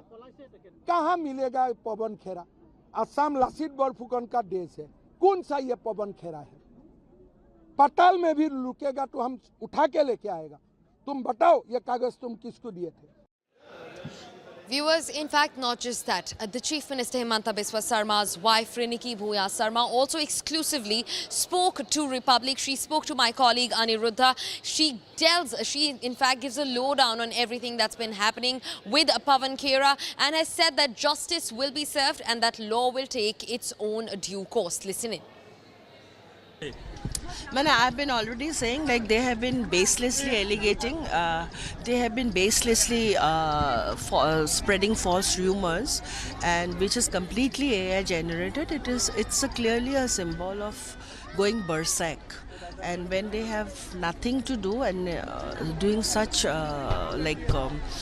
false things like AI generated, it is actually a big time fraud. Which they should not do it in any people. Ma'am, you have also filed a police complaint. Can you say what are the charges that you have pressed? I have gone all the cognizable offences because it is a very bad thing which they have done it. It is clearly showing the violation. So like if I have been, I'm an Indian citizen, right? We don't have a dual citizenship. And they're claiming me to have 3 citizenship with all the forgery documents. So everything, charges which are related to the acts, I have filed everything. So that I'm leaving the police and the court to take its action. You are relentlessly campaigning for Himanta Biswa Sarma in Jalukbari. Do you think that these allegations that the Congress party has levelled will have any impact at all in Assam? It will not have any impact in Assam because this is the reason why, because the present Chief Minister Himanta Biswa Sarma has done so much of work. So now since they don't have anything, so I am the softest target, and even if in softest target also, they are giving baseless allegations which are completely with a forged document. So they have seen that nowhere they are going to be, they are completely swiped out in the Assam elections. That's the only reason. Last question, ma'am. Today, Assam police team has reached Pavan Khera's residence, but he is nowhere to be found in Delhi. Yes, today, in fact, even I am seeing in the media that he has fled. So now, since I already told the court that I will be, let the law take its own action. If I am guilty, I am ready to go. If he is guilty, he is ready to go. But till now, after getting in touch with MEA and everything, so it has already been proved that all the other 3 countries have denied, and it cannot be possible because being an Indian citizen, if they would have been if they had so much of evidence, they could have arrested me in 24 hours. It is according to the law.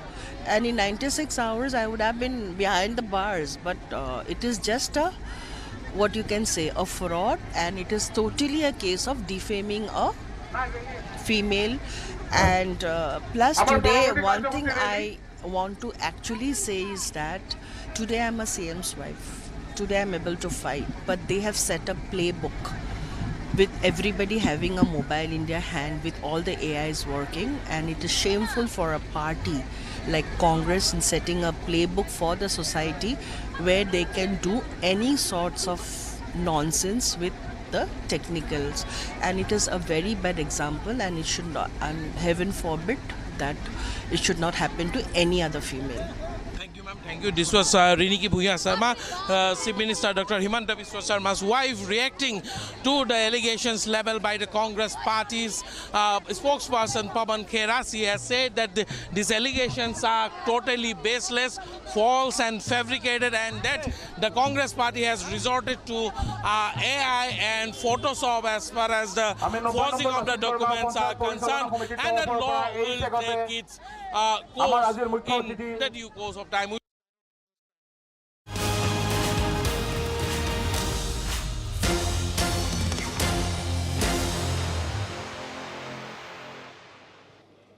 Viewers, now quickly shifting focus to Manipur, that remains on the edge. Massive protests have been reported outside the state legislative assembly, demanding military operation, in fact, against the Kuki militants. That's the latest that we're getting in from Manipur, that continues to remain on the edge. In fact, these are the visuals from Imphal in Manipur, where in fact you can see things being burned right on the road. Now, huge protests have taken place right outside the state legislative assembly. The protesters are demanding military operation against the Kuki militants. Now, fresh violence and in fact large-scale protests erupted in Manipur just today following a deadly bomb attack in the Moirang Thronglaboi area in Bishnupur district in Manipur. In fact, joining me live on the broadcast is my colleague Linthoi, who comes to us from Moira to get us more details on the matter. Linthoi, what is the situation looking like right now? We know that internet services have been suspended in across 5 districts in the state. Not just that, the bomb blast has also claimed multiple lives in the state, and violence has once again erupted. What can you tell us about the protests and the law and order situation? Yeah, Gaishu, absolutely. The student organization are protesting outside the Manipur Legislative Assembly, where massive protests are currently underway, and the situation remains tense over here. So, a large number of protesters have gathered here in front of this Manipur Legislative Assembly, demanding justice and calling for military operations against Kuki militants. And also slogans like "Go Back, Central Forces" are also being raised, reflecting the growing anger on the ground. And also, the situation across Manipur continues to escalate. A high-level review meeting has also been chaired by Chief Minister Yumnam Khemchan Singh. And according to the latest information, at least 3 people have lost their lives, while several others have injured in the ongoing violence. At least 11 have been injured. And there are also serious allegations that after the statement of Chief Minister Yumnam Khemchan Singh, serious allegation has been raised. The Chief Minister visited the hospital and met the injured, including the mother, who is currently undergoing treatment. He made a key remark saying that there may have been, the incident may have been carried out by hiring some nearby locals. So public are asking who he is pointing to, and also the public are demanding to name the involved groups, as he has already said that someone may have carried out by hiring nearby locals to escalate the tension. And also protests are intensifying here outside the assembly. And also the internet over here in Manipur are suspended in 5 districts.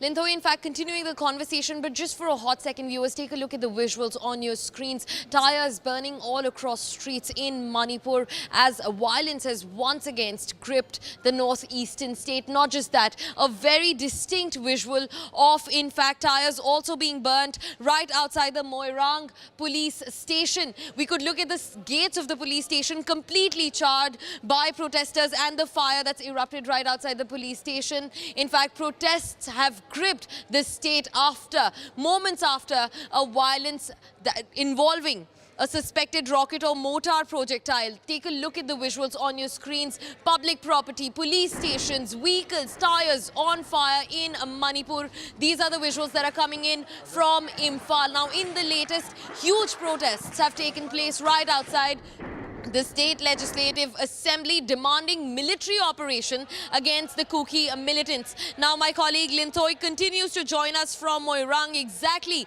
where the bomb attack took place in the Bishnupur district. At least 4 people have been killed so far and 11 others remain injured. This also involves 2 children, a 5-year-old kid and also a 6-month-old girl. In fact, the attack also critically injured their mother. The attack involved a suspected rocket or mortar projectile hitting a residential home, claiming the lives of 2 young children. These are the visuals that come in fresh from the streets of Imphal in Manipur that continues to burn. Violence has once again taken over the northeastern state of Manipur. Now, Lintoy continues to join us from the site where the bomb strike took place. In fact, before going to that, viewers, we're getting in some fresh breaking development. Iran's Karg Island has been targeted with several strikes. Now remember, the Iranian jewel crown has once again been struck. Now this comes after the US president's deadline is supposed to continue until tomorrow morning, 5:30 a.m. IST. That's the deadline. And in between that, Iranian Karg Island has once again been targeted with several joint Israeli-US strikes. Now remember, Donald Trump also said initially that energy infrastructure, nuclear infrastructure will be kept out of the war, but the reality on the ground looks completely different. In fact, joining us live on the broadcast is our senior editor Shravan Sen to get us more details on the matter. Well, in fact, there are now reports suggesting that Karg Island, as you pointed out, the jewel crown of Iran has now been targeted. In fact, while there is no official word really coming in from the US forces, now, in fact, various Western media outlets are reporting that there have been multiple strikes that have taken place. Now, it does fall in line with the kind of deployment that has been done by the US forces. This also comes a little less than 24 hours after the Secretary of War, Pete Hegseth, had indicated that today the volume of attack would certainly intensify. This comes just before the 48-hour deadline that has been imposed by President Trump. Now, from the time the war has actually begun, there have been numerous deadlines that have been imposed by President Trump. But this time, it seems that he's also running out of options, and there is perhaps some amount of desperation that we are really looking at. Right now, with Karg being targeted, it would effectively be through the multiple deployments that have been done by the 82nd Airborne Division. Along with that, you have several of their warships which have been docked in the region. We're not very sure the nature of the strikes that have taken place right now. We're trying to get in more details. But as of now, this is what the Western media has also been reporting, that there have been multiple strikes that have been carried out in Karg Island. Definitely, and very interestingly also comes at the backdrop of, Iran saying that they are not looking for a premature ceasefire. In fact, they have ramped up their strikes even as the deadline looms close. 5:30 a.m. IST is what the deadline is. So just tomorrow early morning, the deadline lapses, and Iran, amid that, has stepped up escalations, has stepped up strikes across the Gulf region. They have in fact struck Israel at least thrice since today morning itself. Now also, Shravan, wanting to understand from you, this comes at a time when Iran has turned the tables. They say that the deadline that US has in fact sanctioned onto them is the same deadline that they're giving the US to surrender. They've said that 40 hours and they want to surrender from the United States, or else they will completely blow up all of US and Israeli assets across the Gulf region. And now US has in supposedly what looks like a US-Israeli airstrike that has struck the Karg Island in Iran. Well, in fact, Gesu, as far as the ceasefire proposals are concerned, Iran, in fact, has proposed a 10-point ceasefire proposal. Now, that basically includes a firm security guarantee. The nature of the security guarantee that they are basically asking is also, it comes along with the sanctions that have been imposed by the Americans. Now, that is supposed to be lifted, and that's one of their primary demands that they have made.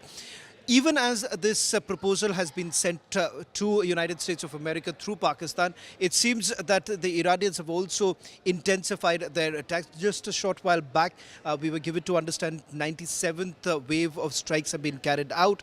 In Saudi Arabia, you've had another major petrochemical factory being hit by the Iranians. Then you have a military base in Kuwait that has been targeted in the last 24 hours. So there is escalation on both sides. As far as the Americans are concerned and Israelis, in fact, there have been multiple explosions that have been reported from southern Iran as well as western Iran, where we are being told that the target right now happens to be the energy facilities, but so far none of the energy facilities in Iran have been targeted as yet. If at all you go by what's being reported right now, that Karg Island has been targeted, it seems that there is a clear indication of escalation on the part of the Americans.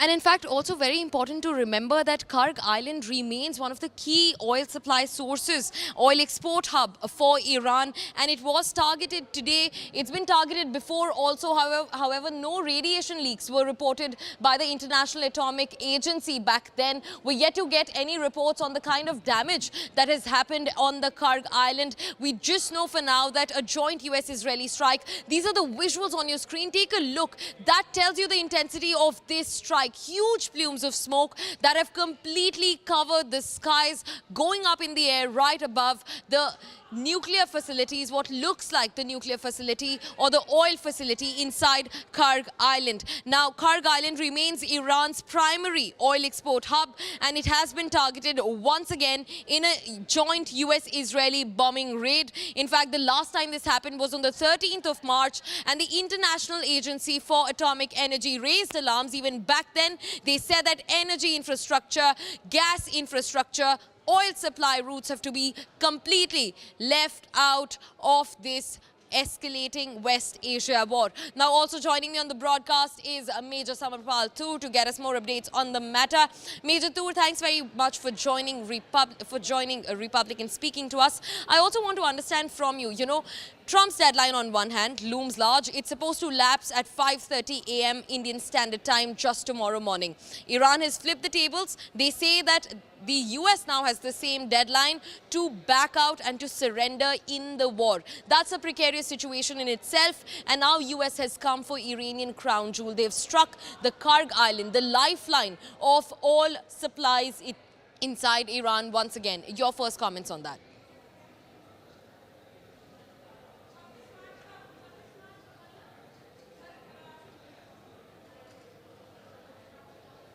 I think we may have lost some connection with Major Samarpal Toor, who I'm given to understand continues joining us on the broadcast. Major Toor, thanks very much for speaking to Republic. I want to understand from you, a deadline that we're eyeing at. The world eyes the deadline that Trump has set for the war to be finished. He says that in case Iran refuses to come to table by then for talks, then this will be complete obliteration. Meanwhile, Iran has said that they are not looking for talks at all and that the US must surrender in the same time frame as Trump's deadline. And in the latest, US has now ramped up attacks on Iran, Karg Island being one of the key structures that have come under strikes. Your first comments on this? You see, Karg Island has been a cash cow for Iran for a number of years. That has been the transit point for the distribution of oils to various nations all around the world. It is a very possession of the Iranian regime, which has actually helped them stay alive, despite the sanctions. So I think America has hit them where it's going to hurt most. Karg Island has been targeted, and I have been mentioning it much before. For the last 2 weeks, I've been mentioning that they will not seize Karg Island, they will destroy the Karg Island. Because, that is a 8-kilometer by 4.5-kilometer stretch of land in that island. It is very vulnerable to attacks by missiles, drones, artillery, you name it, and it can be attacked by any platform there. So I think it is best that the Americans have actually hit it, destroyed it, and I think that is the wisest way ahead, to hit the Iranians where it's going to hurt them most. Right, so Major Toor, also you're suggesting that this is a move that comes in tandem with the Trump administration, the US and Israeli military now ramping up pressure on Iran to surrender, to stop their aggression in the region. So while that is happening, Iran on the other side has also made it clear that the more of their energy structures that come under attack, they will also give it right back by striking water and electricity and energy infrastructure across the Gulf region. So what can this mean for the larger region? You know, this is a clear indication. Karg Island being struck is a major escalation in the war, especially at a time when the deadlines are inching closer.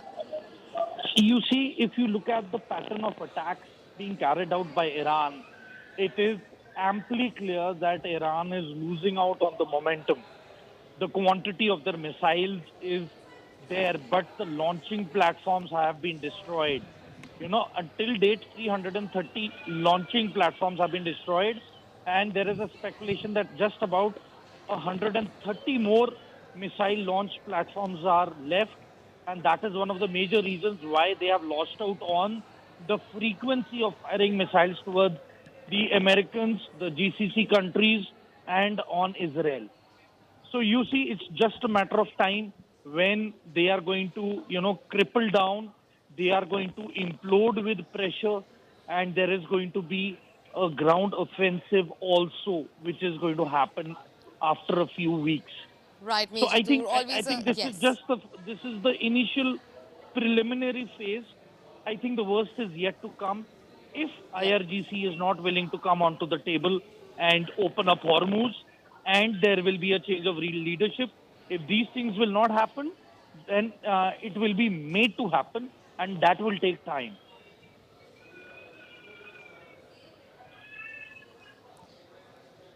Right, Major Toor, thanks very much for speaking to Republic. Always a pleasure to have you with us. Now we're also being joined by Dhruv C. Katoch, who is the director of India Foundation and also a defense expert, to speak to us on the matter. Now, Mr. Katoch, I want to understand from you, the world was looking at Trump's deadline, hoping that this escalation in West Asia will finally come to a conclusion, will meet its resolve. But the reality looks far from over. Karg Island has now been struck by joint US-Israeli strikes. Your first comments on that?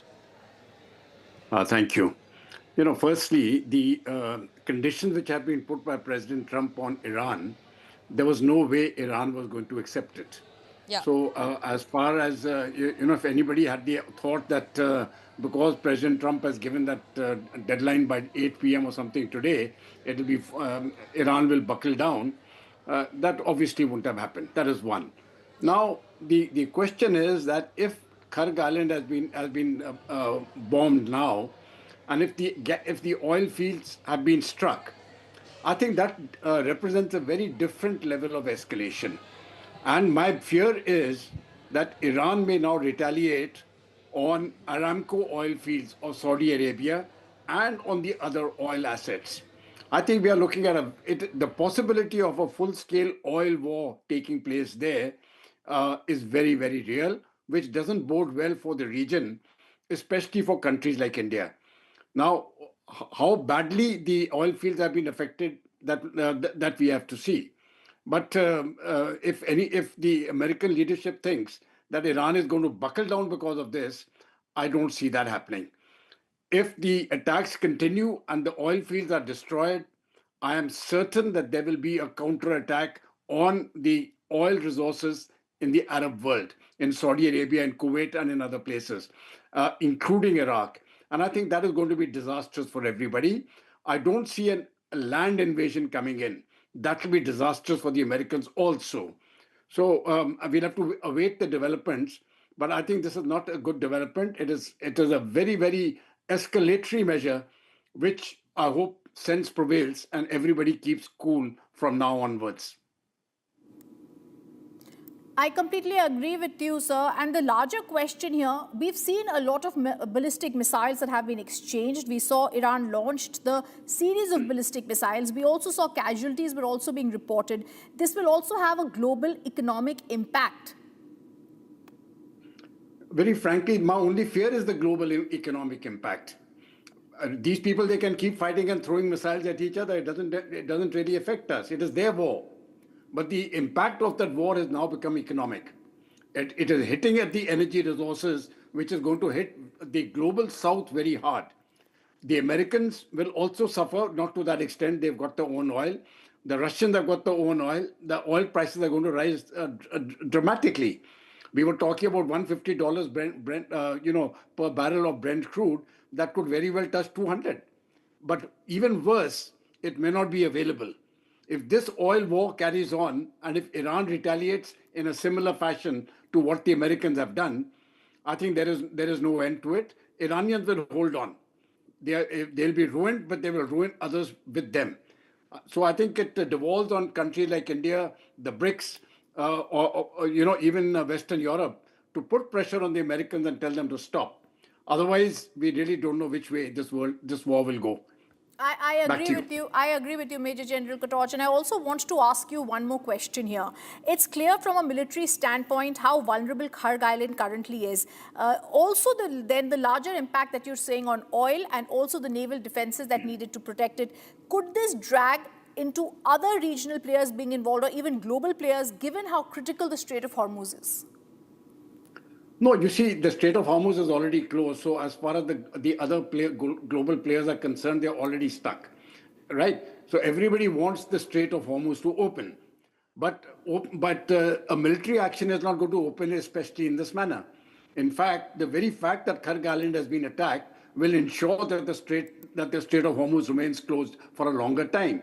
Now, for the Americans to open it, they will have to put in their troops. It is possible, yes, their troops can come in and they can capture the island. It will be expensive, but they can do it. Holding on to that island, I'm afraid, is going to be a totally different kettle of fish. It will extend the Americans to an extent they would not like, and it will force a situation like Afghanistan or Vietnam onto the Americans, forcing them to leave in a very disreputable manner at a later stage. So while I accept the possibility that American troops are strong enough to take the island, I do not expect them to have the capacity. Sir, we've also now been told that there is a breaking news coming in. The Kharg Island, home to 90% of Iran's oil, has been bombed. There's also the railway bridge in Iran's Qasan that has been attacked. That's the big breaking news that's coming in, and we're staying with the story. Now the railway bridge has been attacked. It's very, very clear that Israel and US begin striking Iran's railway networks. Let me go across to this breaking news where rail services have been suspended in Iran's Mashhad following Israeli threat. Iranian media reported the governor has announced the immediate suspension of all rail services departing from the city's central railway station. It's now the railway bridge in Iran's Qasan that has been attacked. 2 have been killed in the strikes on railway bridges in Iran's Qasan area. Rail services have been stopped in many parts of Iran. This is the escalation that everyone was dreading, but it has happened. It is now in Qasan, the rail bridge that has been hit in Iran. We're staying with that, where rail services have been suspended in Iran's Mashhad. And we're also getting more news. Israel earlier had asked Iranians to avoid rail services. This is the big breaking news. This is the train station that is located. It's a specialized train service launched by in Kisan, and it's very, very clear that now this is also being attacked, and this time once again this is being done by US and Israel. I also want to go across to Major General Dhruv Katoch, who's been joining us on the story. And sir, it's very, very clear they're not stopping. From every standpoint, this will be dragging on global players. Well, actually, yes. Actually, President Trump, I heard his address yesterday. It was about 1.5 hours long, which started sometime at 10:30 p.m. India time, 10:40 India time, and finished by about 12. And he made it very clear in that address that he is going to bomb them to the Stone Age, is the word which he used. Now, I thought that was rhetoric, but if he really means it, then it is a very, very severe escalation. And I won't be surprised if now other players move in. If the Chinese come in support of the Iranians and the Russians come in support of the Iranians, that possibility is there. At the moment, that support is restricted to intelligence, which itself is very powerful, but we don't know how this is going to go. It is a very, very serious escalation. And while those, as I mentioned in my initial remarks, while they can continue fighting, that doesn't really matter. The impact on the energy is going to be very, very severe. It is not restricted to the Strait of Hormuz. It will extend to every Gulf producing, every Arab country producing oil. And I think they will be the targets of Iran now. And in my view, they'll be legitimate targets, but all of us will suffer. Back to you.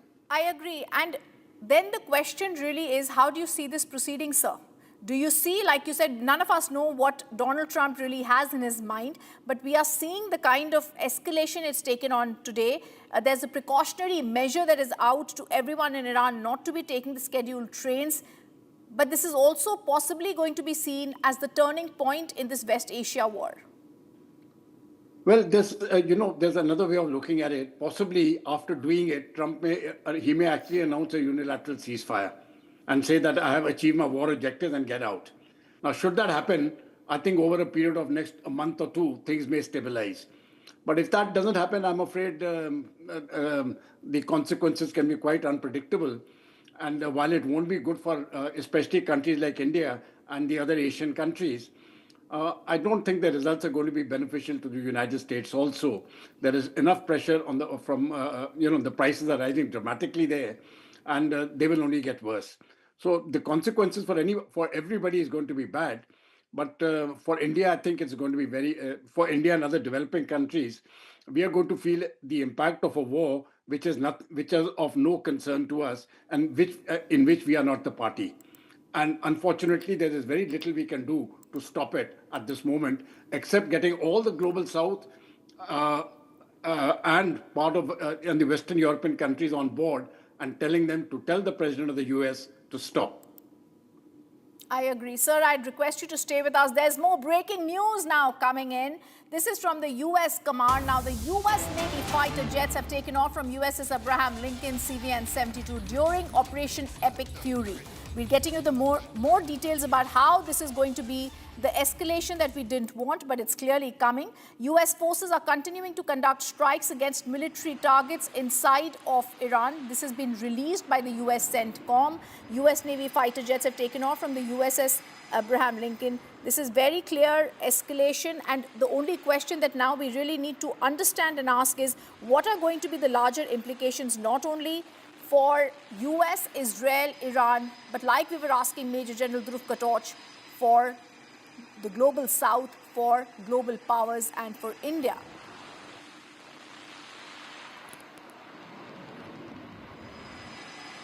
Major General Dhruv Katoch, this is the big breaking news that's coming in, and once again we are seeing, this is... Yeah, okay, now we are seeing these fighters take off from the carrier group of the United States.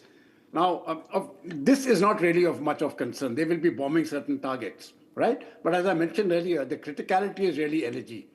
So these sort of bombings have taken place earlier. The Israelis have done it, the Americans have done it, and the Iranians have responded with missiles to the extent they could. So that battle is continuing, and I don't see any change in that. The only change which I see is what is happening in Kargaland. I think that is the critical escalation, and what the Americans do in Kargaland is going to determine the energy, the energy environment across the globe within the next 24 hours. In my view, the Iranians have got very little option but to retaliate against the Saudi oil fields and the other oil fields in the area, including of Iraq and Kuwait. That is the only leverage they have. Besides that, they've got nothing. And the Strait of Hormuz, I'm afraid, is going to remain closed. The only thing is the few ships that were passing now, I presume even they will stop, regardless of what the Iranians or anybody else can do. The threat level has increased tremendously. So the energy crisis across the globe is going to escalate very severely. And the global oil prices will, I think they're running at about $110 per Brent crude barrel. I think they may rise up to 120, 130. And if this continues up to 150, and who knows what happens beyond that. Sir, I just want you to stay with us exactly on the point that we are making. There is more breaking news coming in. The strikes are now targeting a bridge on Tabriz-Zanjan highway, and this has now been targeted. This is in Iran's northwest. There were attacks. This attack is a part of the broader series of strikes, like Major General Dhruv Katoch is telling us. This also includes a separate railway bridge strike in Kasan that was reportedly killing 2 people. Now, this is Major General Dhruv Katoch very clearly what US President Donald Trump had said earlier. He'd also shared footage of a bridge collapse, warning of more strikes until negotiations begin. This is also Iran earlier issued a bridge-for-bridge warning. What do we really make out of it? Because for the very first time, we also heard an admission from the US president that the American people do not want this war. That means he's on a possible backdoor. He's possibly, taken a back step. It's some admission coming from him. Even though the language is wrong, even though the expletives are there from Donald Trump, it's clear that America does not want this war right now. Do you think this is the right time for negotiations like Donald Trump is asking for? No, you see, it's very difficult to say what is the right time for negotiations. What we really want is for the firing to stop. So we simply want a ceasefire and give space for the negotiations. With the way the firing is going on, I think, even the Iranians have got their self-respect. You cannot, put a gun to the man's head and say, now you sit down and talk on our terms. The Iranians are not going to do that. It is not a question of whether I like the regime or not, but every country has got their own principles. And Iran is not going to accept something like this from the Americans, diktats and threats of this nature. But it is my view that if the US president declares even now, or perhaps after, going through a few hours of bombing right now, that now I'm declaring a unilateral ceasefire and I want the Iranians to come for talks. Now, if that ceasefire holds, I'm quite certain the Iranians will come for talks tomorrow. They'll be willing to come for talks. But if you continue bombing, then you don't expect them to come for talks when bombs are falling on their heads. So that is not going to happen. The decision has to come from the United States. It is a unilateral decision on the part of the US president to stop this war. And then it will stop. Otherwise, I don't see any other way of it happening. The Americans still have a chance of retrieving the situation before it gets to a point by which even the Americans will not be able to control it. Yes. And we're also now being joined by retired Major General P.K. Sehgal. Retired Major General P.K. Sehgal, the same question here is going to be, at what point do you think this becomes so dangerous a threshold? There are attacks on nuclear facilities, there are being attacks on leadership targets, there are naval blockades. Even with prior warnings, does targeting railway networks risk blurring the lines between military and civilian infrastructure? I think what Donald Trump is doing is absolutely devastating the civilian infrastructure, which is criminal. In fact, devastating their power stations or their bridges or their universities or their research centers, as well as nuclear installations, etc., is something which is not acceptable. And it will create a humanitarian crisis of unbelievable consequences. Under the circumstances, Iran will have no option but to do the same thing in the Gulf countries. And Iran has already gone on record to say that if Americans do this, they will devastate similar assets in the Gulf countries, and they will also blast out 15 American companies, which actually tantamount to strangulating the economic hold as far as on the Middle East is concerned. It will have a very, very grievous implication on American economies. As it is, to give an example of it, they already devastated yesterday Oracle, their data bank, etc. And it takes crores and crores of rupees to put that in place. And it also takes years and years of effort to build it. Data centers are absolutely vital in the modern day environment, particularly for the IT and artificial intelligence. Under these circumstances, this sort of bombardment is not acceptable. Iran, under no circumstances, I repeat, under no circumstances will bow down. In the last 2,500 years of their history, they've never bowed down. And under no circumstances will they accept threats from America or from Israel. Like General Katoch was saying, it was America and Israel that started the war. It is for them, it is for Donald Trump to declare a unilateral ceasefire. If you recall, when the Chinese attacked India in 1962, after having achieved their so-called military and political aim, they declared a unilateral ceasefire, which India accepted. In the 71 war, when we had finished, liberated East Pakistan, now Bangladesh, we had declared a unilateral ceasefire as the West was concerned, and the Pakistanis accepted it. Similarly, if you know Operation Sindoor, you can start a war. The moment the DGM of Pakistan appealed to India, begged India for a ceasefire, we accepted it. Under these circumstances, the move has to be initiated by America, and unless and until they do that, there is no way that Iranians are going to get pressurized and they're going to stop what they're doing. In fact, they're punishing Israel very, very strongly. Haifa, which is their main port, has been virtually been destroyed. Eilat has been destroyed to a very large extent. Tel Aviv has been bombed out of, in a very way, they suffered very grievously. Similarly, Jerusalem has been targeted time and again. As far as Houthis are concerned, they are threatening to close the Bab el-Mandeb. If they do so, then 30% of oil and gas and manufactured goods that transit through this area will not be able to do so, and that will be a huge, huge, huge problem for the rest of the world. As it is, whether you're a participant in this war or you're not a participant, each and every country is a loser, each and every country is suffering grievously. And there's a huge pressure that is being put on the American president, not only by the Gulf countries, not only by NATO, not only by the allies, but their own people. They're telling them loud and clear that this war must come to an end. If you remember, the chief of the army staff who's resigned, he's gone on a record to say that he resigned because of two reasons. Firstly, he advised Donald Trump that it was not in American interest to join this war to begin with. And secondly, they were wanting to put troops on ground as far as Khadag Island is concerned. And he said, under no circumstances, the chief of the army staff, I would accept thousands of body bags coming back. I would rather resign than to accept the body bags of my troops. Unfortunately, as far as Trump is concerned, he's surrounded by himself by yes men. In another press conference, he went on to say that at this point of time, Hegseth and Donald Trump wants admirals, wants air marshals, and wants chiefs, army chiefs, who will go by their agenda, and they will not give them the right type of advice that ought to be given by a military leader. I agree with you, and Major General Dhruv Katoch on exactly what Major General P.K. Sehgal has said. The larger picture is US also trying to playing power politics, trying to give a message here to Russia and China. Well, you see, China is certainly going to be impacted. For Russia, the impact is very little. In fact, it doesn't matter to Russia, because with the oil prices going up, Russia is finally getting the revenue for its oil. So it is, in a way, I think the one country which is actually being benefited is Russia. But for China, it is a very serious concern, because Venezuela was their source of oil. That has been stopped, and Iran was the second source. Now, China is getting squeezed, though of course they can still get oil from Russia.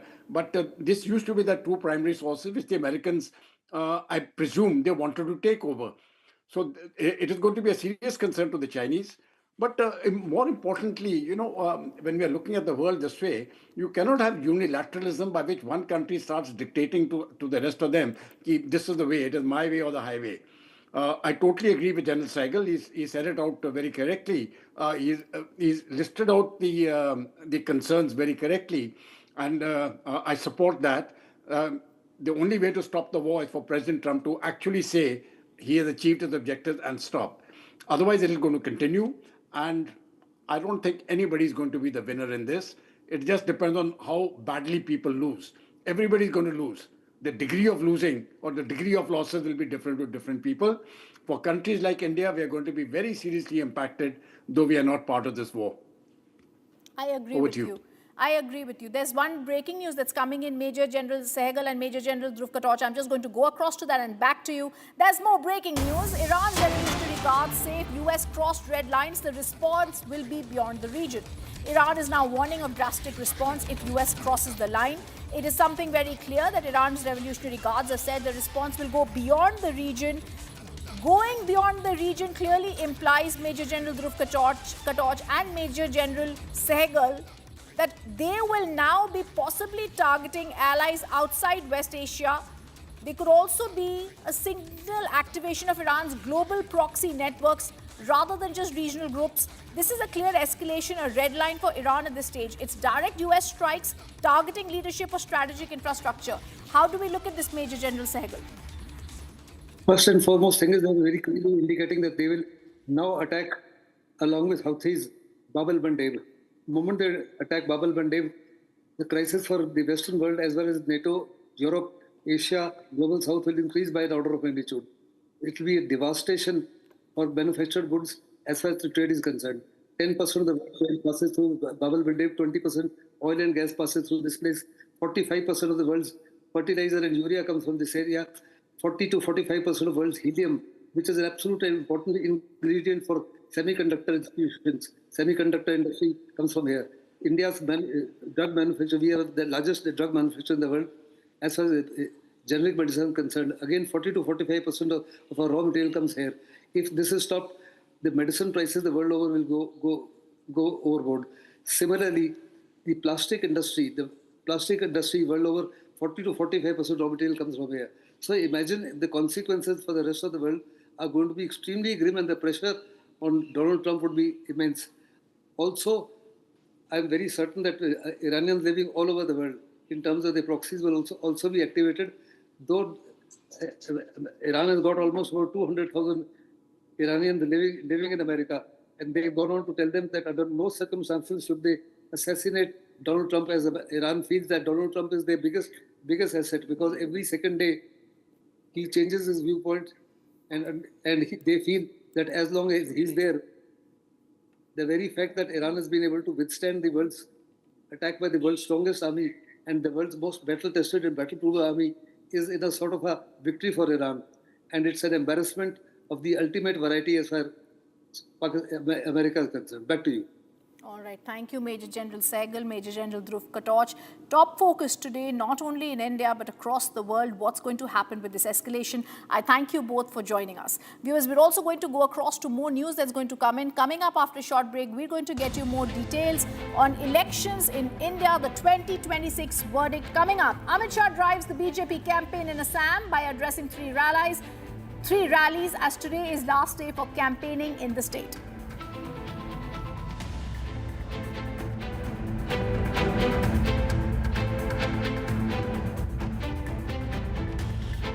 Pure सूजी pasta उबालो मिलाओ और खाओ 8 minute में तैयार क्या test है सबका राजा hardcore मसाला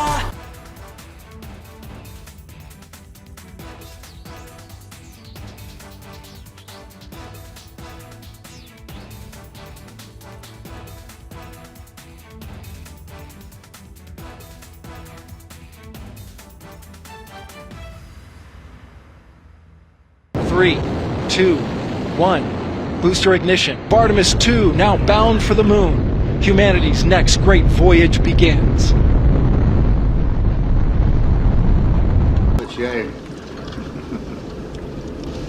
Okay, overboard dump coming up.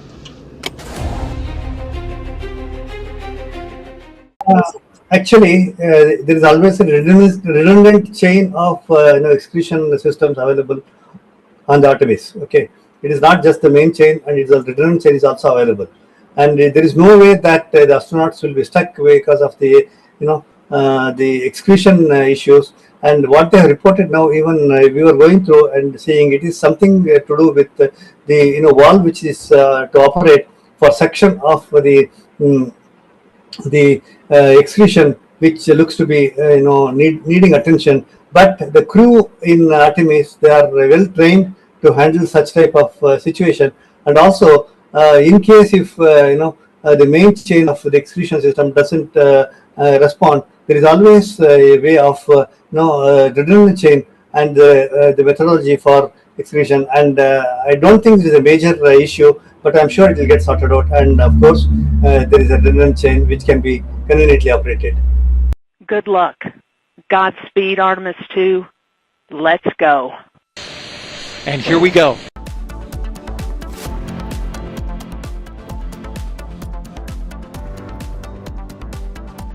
प्यास बुझाए ठंडक लाए सबको भाए जीरा से MDH का जल जीरा जीरा से असली रिफ्रेशिंग, असली स्वाद, असली मजा.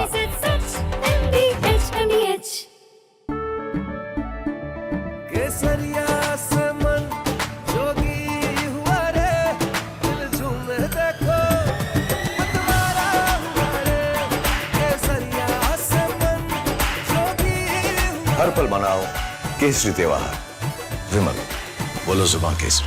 थोड़े में ज्यादा स्वाद ये तो है इसकी खास बात। वाओ मामा क्या स्वाद है, अरे मेरे राजा। 3, 2, 1. Booster ignition. Artemis 2 now bound for the moon. Humanity's next great voyage begins.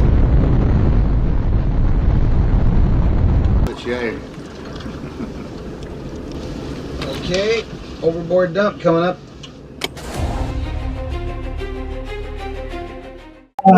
Actually, there is always a redundant chain of excretion systems available on the Artemis. Okay, it is not just the main chain, and it's a redundant chain is also available.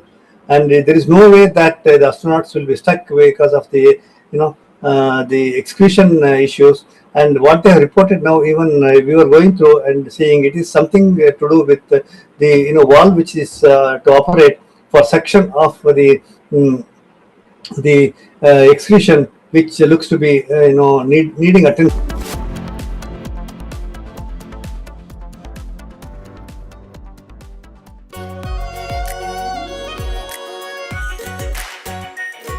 Pure Shahi Paneer Masala.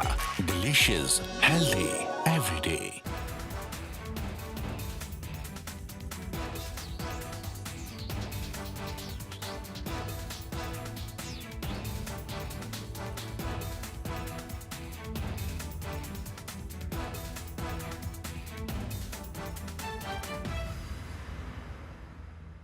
Three, 2, 1. Booster ignition. Artemis 2 now bound for the moon. Humanity's next great voyage begins.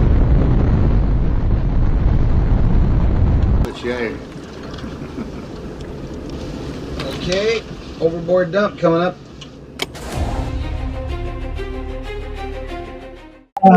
Actually, there is always a redundant chain of excretion systems available on the Artemis. Okay.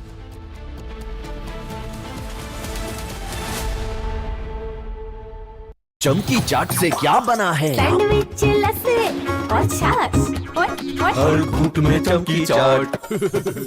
अब बताओ स्वाद आया? आया। असली स्वाद सिर्फ चंकी चाट। केसरिया से मन जोगी हुआ रे, दिल झूमे देखो मतवारा हुआ रे। केसरिया से मन जोगी हर पल मनाओ केसरी त्योहार विमल बोलो जुबान केसरी। आर प्योर सूजी पास्ता उबालो मिलाओ और खाओ 8 मिनट में तैयार। क्या टेस्ट है सबका राजा hardcore masala. 3, 2, 1. Booster ignition. Artemis 2 now bound for the moon. Humanity's next great voyage begins.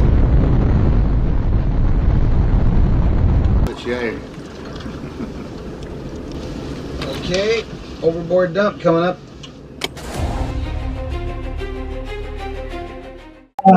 Actually, there is always a redundant. From Asia's largest news headquarters, setting the agenda for Bharat.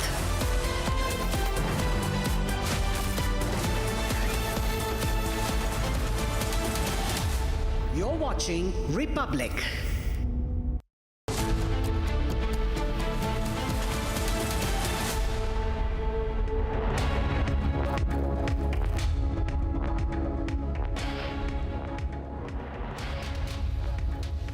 Hello viewers, a very good evening. We are live and we are breaking. I'm Shivangi Shukla getting you the latest here on India's #1 news network, Republic. Iran's oil hub Kurg Island has been hit. We are counting down to all the details and President Trump's deadline and ultimatum to Iran. Well, the clock has started kicking on that. So that as the clock ticks, we'll get you all the details and what is happening as the world is at war. But the headlines first. Let's get started.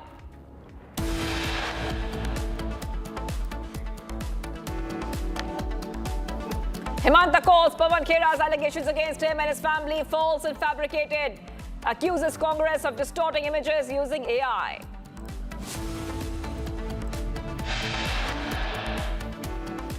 Three nations, Egypt, UAE, Antigua and Barbuda, reject claim made by Congress and calls them fake.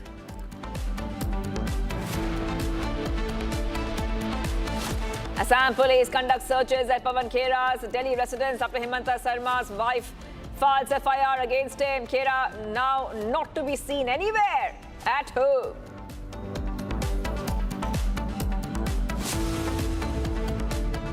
Himanta says Pawan Khera ran away to Hyderabad after daring the state police to arrest him.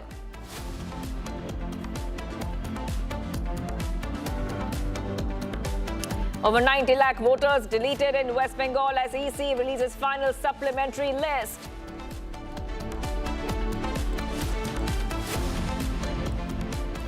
Four people killed in the violence in Manipur. Internet shut down in 5 districts of Manipur post-violence.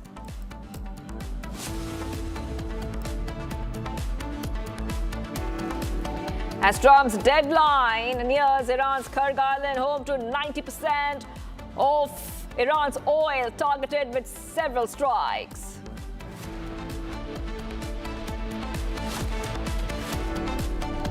As Trump's deadline looms, Iran's president asserts 14 million Iranians are ready to sacrifice their lives.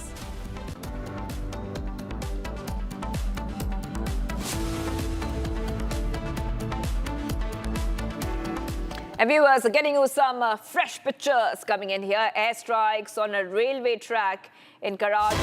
Red Crescent rescuers are active, providing assistance to affected compatriots. So getting you these updates coming in here on Republic TV. So the situation is definitely not dying down in terms of escalation anytime soon. And we had told you earlier about the latest updates where Israel has warned Iranians not to travel by train, saying it endangers your life. And we're getting these updates. Let's put out these pictures. This is Karaj in Iran.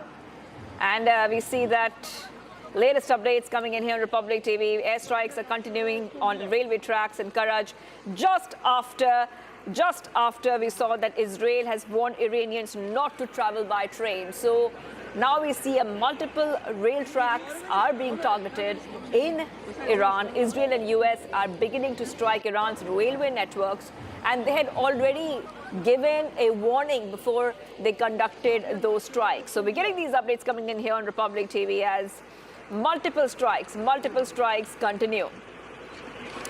And this is coming in the backdrop of Trump's deadline. The clock is ticking on that front, like we told you. Just a few hours left till Trump's deadline ends. Trump has asked for a deal, and he's given a deadline on that front as well. Now, Trump has been giving many ultimatums to Iran, but this is the latest ultimatum, which will be ending in a few hours from now. So staying with these pictures coming in from Karaj in Iran, where we see railway tracks are being targeted in the latest strikes in Iran.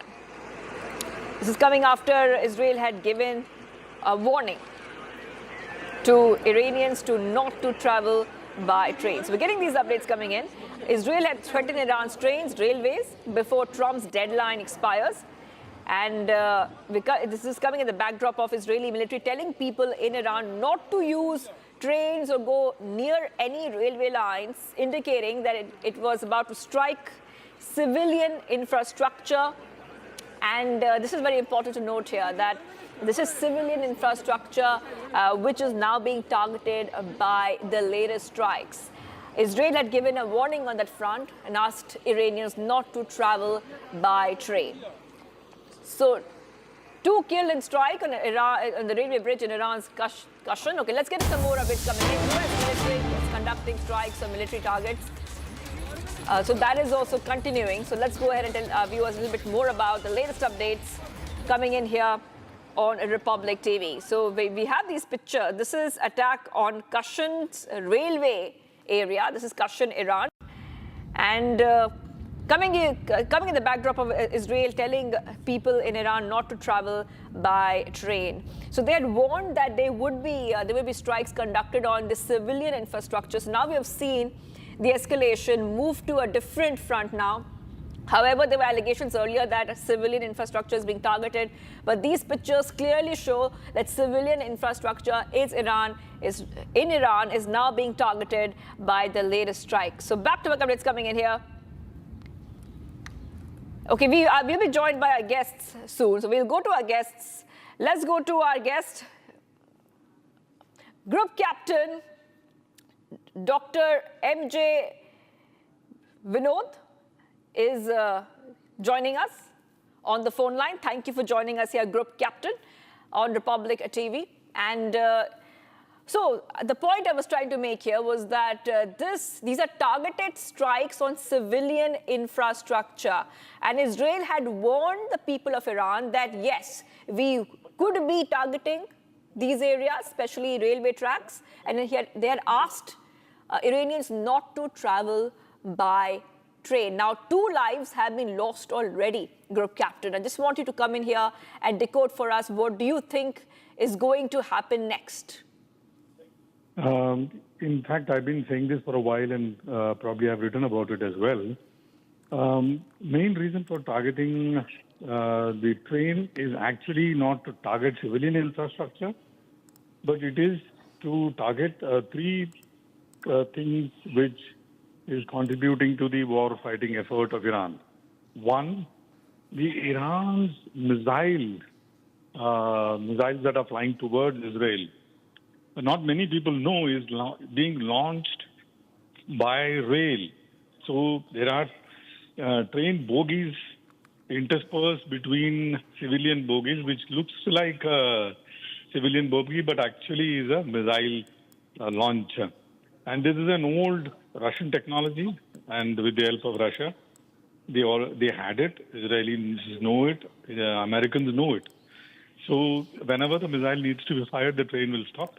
The missile will fire, and the train will continue to move. That is to attack that directly will call for a lot of civilian deaths. So therefore, what they are doing is they are targeting these infrastructures so that the trains don't move when they stop on their tracks and they don't have adequate range to fire.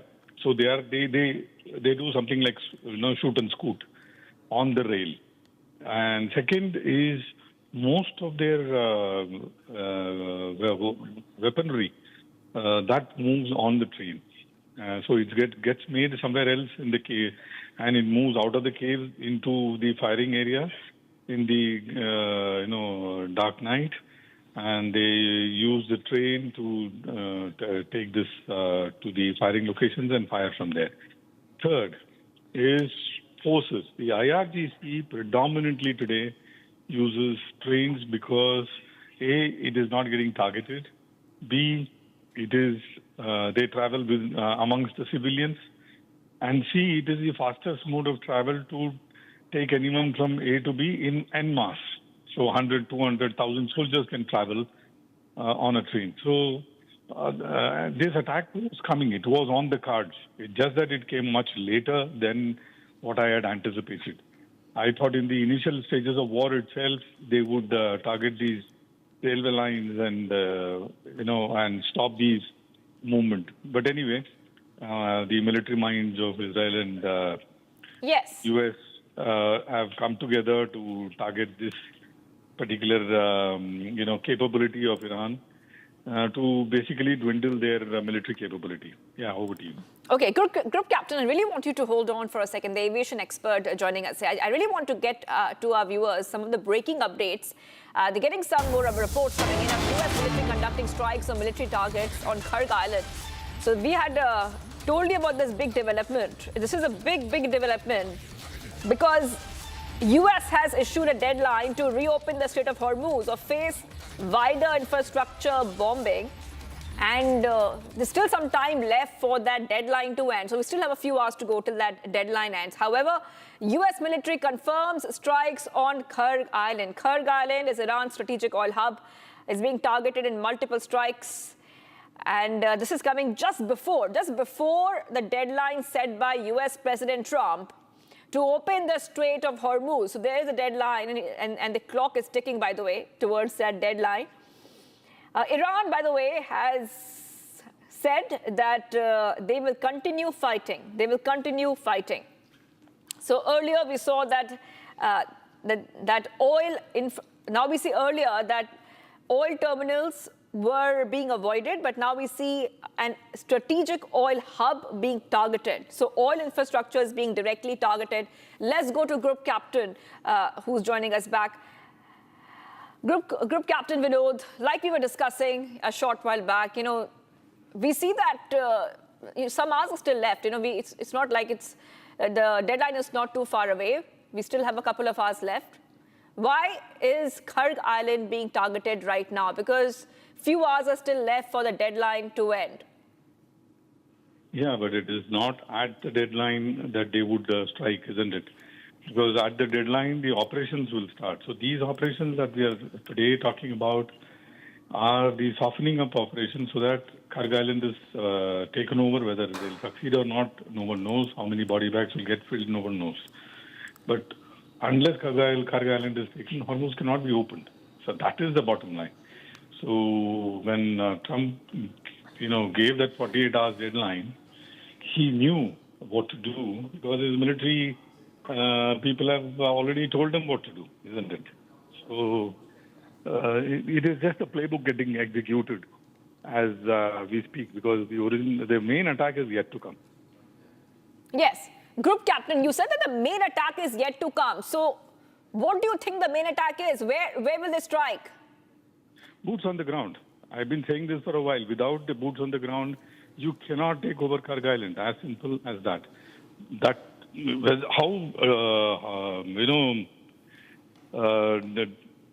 How is Karg Island defended by Iranian forces remains to be seen. How effective are they remains to be seen. Because what will happen is their logistic stamina will run out in no time because they will have to use what they already have in the island. They cannot rely on something coming from the mainland because mainland will be completely cut out and cut off by these American and Israeli forces. No doubt on that. How many people will fall remains to be seen. It's going to be, a bloodbath as I can see it. Right. Group Captain, hold on for a second. We're getting some more breaking news coming in. Let's go straight across to the next set of breaking news for our viewers. Iran releases 3-minute video of the attack on U.S. bases and energy sites. Okay, there's a video which has come out, so we'll try to put that video, the new video which has been released.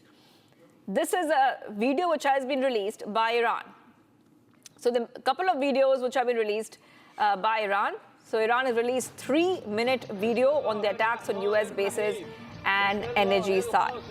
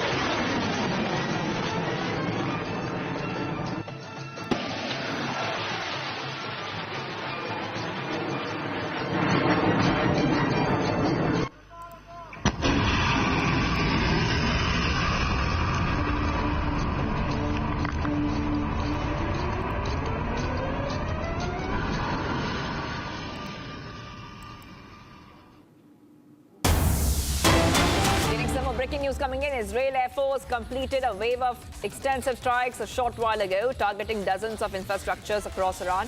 Israel claims to target infrastructure across Iran. So the strikes are continuing, viewers, and we can see that the situation once again has become more tense.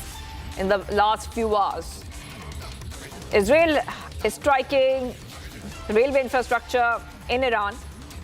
Trump has given Iran a deadline of 8 p.m. EDT Tuesday to reopen the Strait of Hormuz. And now we see that the latest update coming in is that the fresh wave of strikes across Iran. This is what Israel is saying.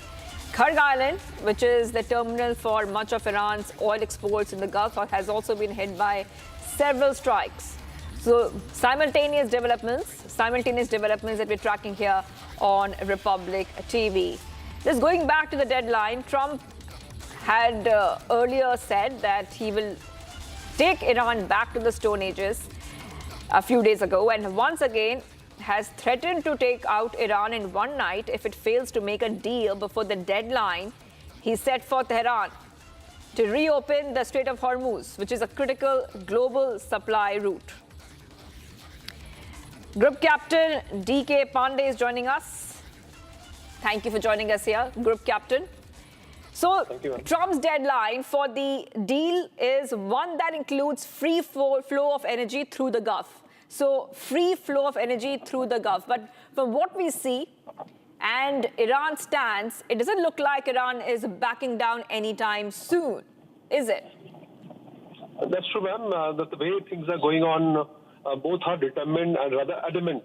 And they are not looking for what is that requirement of the time, how global order is getting disturbed, how supply chain is getting disturbed. All these factors both are ignoring. Now the point is the type of attack which United States and Israel both are planning.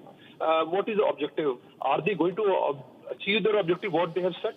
The objectives are very clearly defined. They wanted to stop this missile development program, enrichment of uranium, and regime change, all those things. So I'm really surprised why they are. What is the basic objective of whole operations which are being conducted from last 2-3 days? And one time we are given the ultimatum. Now ultimatum has been at least wait for the ultimatum and the time limit. Let them think, because I believe backdoor communication is still on. And because definitely the type of warnings which has been given to Iran from Israel as well as United States, they are also scared what is going to happen, because finally, all said and done, although they are encountering all the possible attacks, but humankind is suffering there. There is no doubt about this. Although that is secondary, because they think that what is in their destiny they will face, they will encounter, and they are warriors as far as their DNA is concerned. But point is, these things are okay till a certain limit. But you have to draw a line, means up to what? What is the objective? And how long? If you're not achieving anything, both countries are not achieving anything. Both sides, I will say. So it is only both are continuing attack only for political gains, nothing else. So I'm I'm really surprised by how this the time when everybody is looking for the enhancement of the quality of life, the enhancement of the climate change, other things. So all those things we are trying to resolve. These two adversaries are going for the. Just see, he's saying, "I will put you in a Stone Age." What is the objective? Okay, what will gain? So these are all flimsy objectives, which is only for, rather I will say it is a part of the ego satisfaction, nothing else. And if they both can sit, like India has always told everything that no solution is possible on battlefield. You have to come on the negotiation table, talk, diplomacy, dialogue and diplomacy. These are the 2 Ds which will get you the proper solution of any dispute between two parties. So we have to see what extent they can go and what are the losses, because the whole world is suffering. Just see the underdeveloping countries, how they are struggling for their energy requirements, as well as food supply chain is also getting disturbed. So I don't know what is the objective, why they are what they are looking for. United Nations totally defunct. They are not able to do anything. So, but they have these. I would say it is Donald Trump's policies which is making these international bodies which are supposed to be there. Group Captain, I really wanted to hold on for a second. The Group Captain, coming back to you, getting some more breaking news. Let's go to the next sort of breaking news we're getting for our viewers. Iran's army launched drone strikes on Israel's petrochemical facilities. Iranian army conducts targeted drone strikes on the petrochemical industries near Dimona, as well as US military bases in UAE. and Kuwait in the retaliatory operations. So retaliatory operations are continuing. Petrochemical industries near Dimona are being targeted and strikes are continuing here. Big updates coming in here. Getting some more breaking news coming in. Let's go to the next set of breaking news taken by the IRGC. From now on, certain considerations regarding good neighborliness and self-restraint have ended. We will deal with the infrastructure of the United States and its partners in Persian Gulf in such a way that they will be deprived of the region's oil and gas for years. IRGC statement after US attack on Kharg Island. So a short while back, we told you that the latest update is that Kharg Island, Iran's strategic oil hub, was targeted in multiple strikes lately. And now the IRGC statement is out on that. Okay, let's go to Group Captain DK Pandey is joining us on the phone line. Back with us, Group Captain. Now, what we see here is the IRGC statement after US attack on Kharg Island. And Iran knows that it's holding an ace card. That is Strait of Hormuz. And this is exactly the warning that they've given the world. Well, no doubt about this, that now only one card is there, that is the trump card, which Iran is holding, IRGC is holding, and how long they will be able to encash, that is time will tell. The point is, if Russia and China, they can come in the game and they can tell IRGC just hold the reins, otherwise you are going for the things which are not required today. Now, my point is that militarily they have, the way they are trying to encounter American attacks, and although they have got limited resources because of the time, things are reducing the number of attacks, waves, although number of waves are going on. But point is, what is the quantum, what is the package content? That is also reducing. Why? Because resources are limited. So how long you want to continue? So that 2 points are very, very clear. That they are warriors, no doubt. The whole world is appreciating this part. But what is your military objective? Just to say that, okay, tit for tat, because they are doing so, I will also do. I don't think this is a healthy situation in a world which is developing in various dimensions. And what future generation will know, means although I'm talking a bit philosophical, my point is this is the ground reality. Why we are not able to resolve the issue? What is there? It is only the ego issues. Why Donald Trump is adamant and IRGC is also adamant. Now, regime change, he's saying regime change has been already achieved, then why you are fighting? There's no Air Force, there is no Navy in Iran, then what, whom you are attacking on? So I think they are talking something else, and back of the whole dialogue, the narrative, something else is going on. Definitely, their economic objective is having control over all the global oil storages. But point is, again, how to achieve that. Kharg, you are attacked. They know, this is very much known to Iranians that Kharg will be attacked and they have to defend it. So in all the possible, whatever strategies they have already worked out. And they will give the befitting reply. So, and they told, okay, come to hell. Nobody has gone back from this place. But aerial attack, airstrikes, what will achieve? Again, airstrike can facilitate the military objectives, but it cannot get you the military objective. Those part has to be seen, and what is the journey, what is the roadmap to take these people towards Stone Age.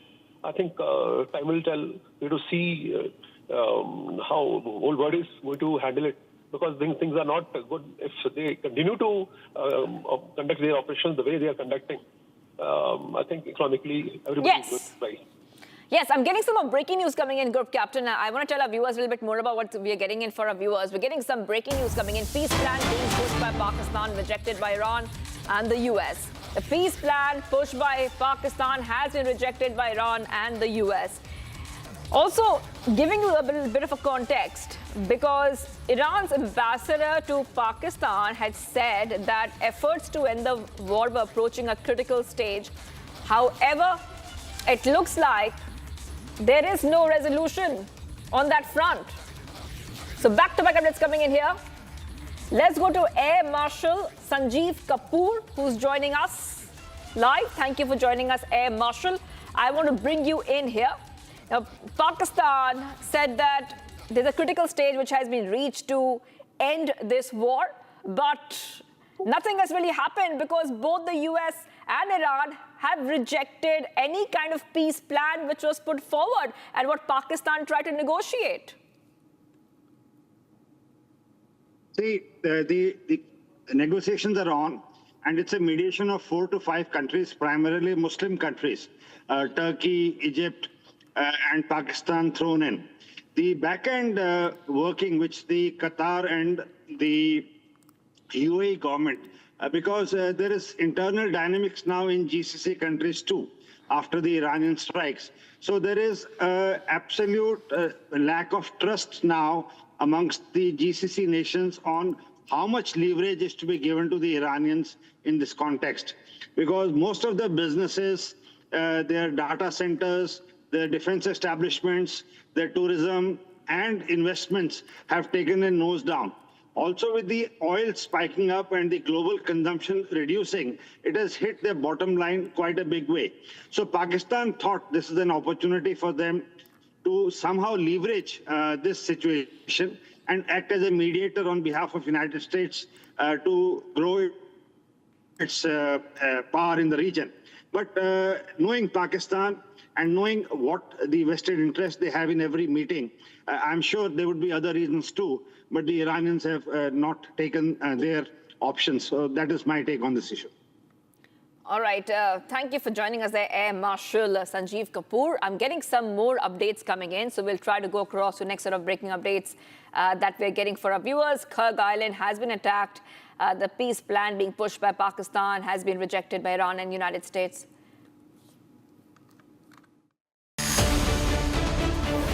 Congress fakery and fabrication. 3 nations reject Congress claim. Congress peddled AI images, debating tonight at 8 p.m. Presenting by Zoho Business Software, trusted by 15 crore users. Co-powered by IIHM International Institute of Hotel Management. Join International Institute of Hotel Management. Call 983-10-50,000. चमकी चाट से क्या बना है? आलू चाट या fruit चाट? स्वाद बढ़ाए चमकी चाट. क्या बात है? स्वादिष्ट पकोड़े और बरसान. अरे चमकी चाट है इसकी जान. असली स्वाद सिर्फ चमकी चाट.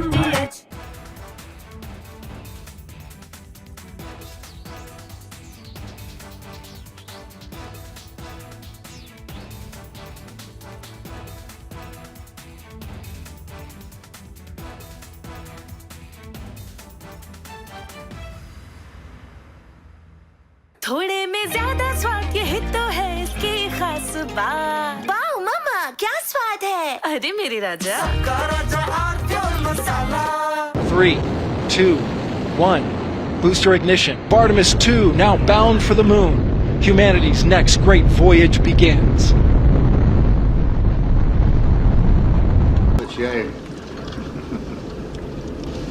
Okay, overboard dump coming up.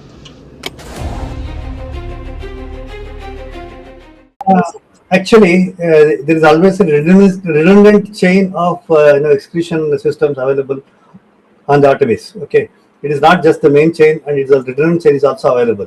And there is no way that the astronauts will be stuck because of the the excretion issue.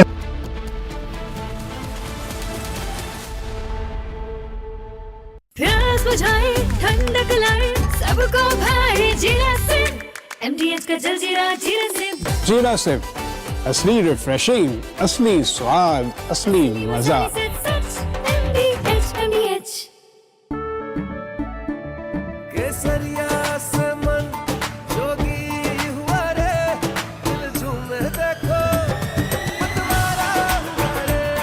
केसरिया से मन जोगी हुआ. हर पल मनाओ केसरी त्योहार. विमल बोलो जुबान Kesari.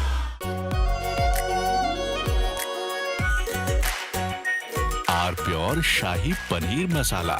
Delicious, healthy, every day. 3, 2, 1.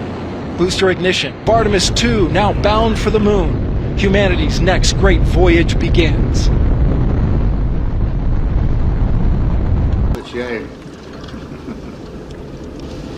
Okay, overboard dump coming up.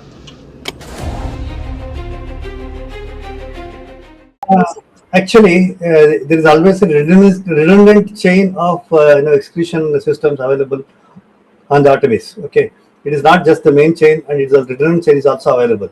And there is no way that the astronauts will be stuck because of the the excretion issues. And what they have reported now, even we were going through and seeing, it is something to do with the valve which is to operate for section of the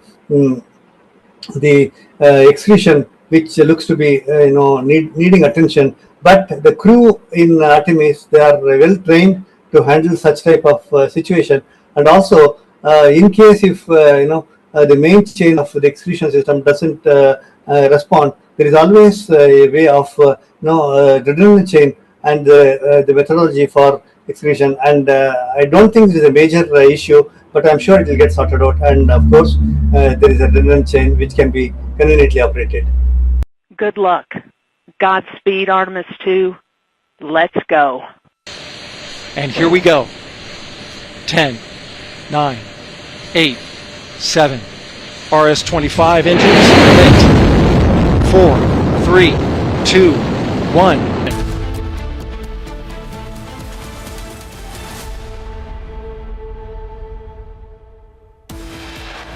US begins strikes against Iran even before deadline ends, targets Kharg Island.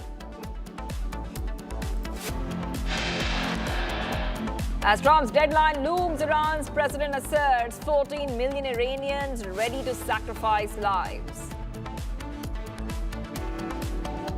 Himanta calls Pawan Khera's allegations against him and his family false and fabricated, accuses Congress of distorting images using AI. Three nations, Egypt, UAE and Antigua and Barbuda, reject claim made by Congress, calls them fake.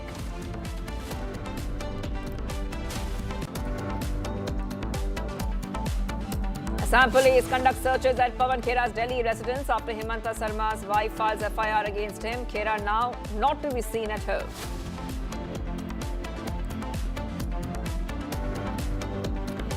Himanta says Pawan Khera ran away to Hyderabad after daring the state police to arrest him.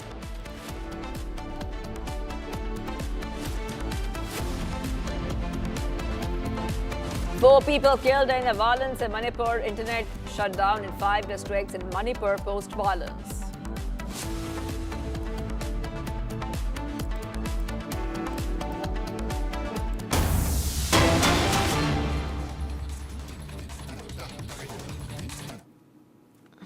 Kérném, hogy kommentálja Zelenszky elnök úr fenyegetéseit, amit Magyarország, illetve személyesen Orbán Viktor miniszterelnök felé intézett. Köszönöm szépen.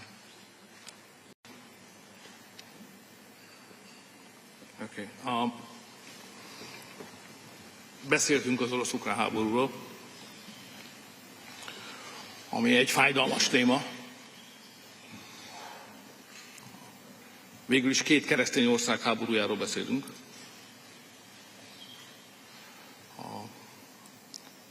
Rásul Európa területén.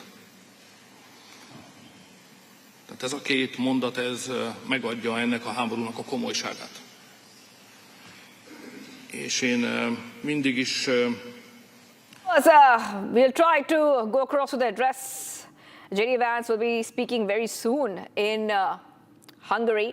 But we're getting some more breaking updates coming in. Let's move ahead. Republic reports from Pawan Khera's Hyderabad residence. A police barricade Pawan Khera's Hyderabad residence. So big updates coming in here. We will tell you exactly what is happening as we speak. Assam CM had already claimed that the Congress leader Pawan Khera has fled to Hyderabad. And earlier in the day, teams of Assam police and Delhi police had reached Khera's residence in Delhi. Now, they are at the Hyderabad residence. Yes, let's go to Ashurya. Ashurya, what is happening there? Police are barricading the Pawan Khera's residence in Hyderabad. What is the latest from the ground? After the huge allegations that Pawan Khera had actually fled to Hyderabad, we are currently here at the outside Pawan Khera's Hyderabad residence, where his wife is part of the Telangana Pradesh Congress Committee and is also the in charge of Sanatnagar constituency. This is the residence, official residence of Pawan Khera and his wife here in Hyderabad. And as you can clearly see, the police have barricaded the entire area in anticipation of him staying inside. There is, though official, no confirmation, but there is the police are speculating that Pawan Khera might be inside, and that is the reason the local police here have entirely barricaded the area. Upon the instructions of the Assam police is what we are also listening here. But however, there is still official confirmation that we are awaiting. This is the particular official residence of Pawan Khera and his wife here in Hyderabad, where Pawan Khera's wife is the Sanatnagar constituency in charge for the Congress here. So ahead of search or something, ahead of search or ahead of anticipation, the police have barricaded here, and they are trying to locate, trying to investigate whether he is inside. Though there is no official confirmation, the police are are saying that he might be inside this particular residence, and upon the instructions of the Assam police, they have barricaded, and there is also rumors that the Assam police are on their way, and they are in their coordination with the local police here, trying to take him into. Try to interrogate him is what they are also saying. But however, after Himant Biswa Sharma's allegations that he has ran away from Assam to बड़ा मछली को पकड़ना है. मेरा तो चक्कर राहुल गांधी तक है.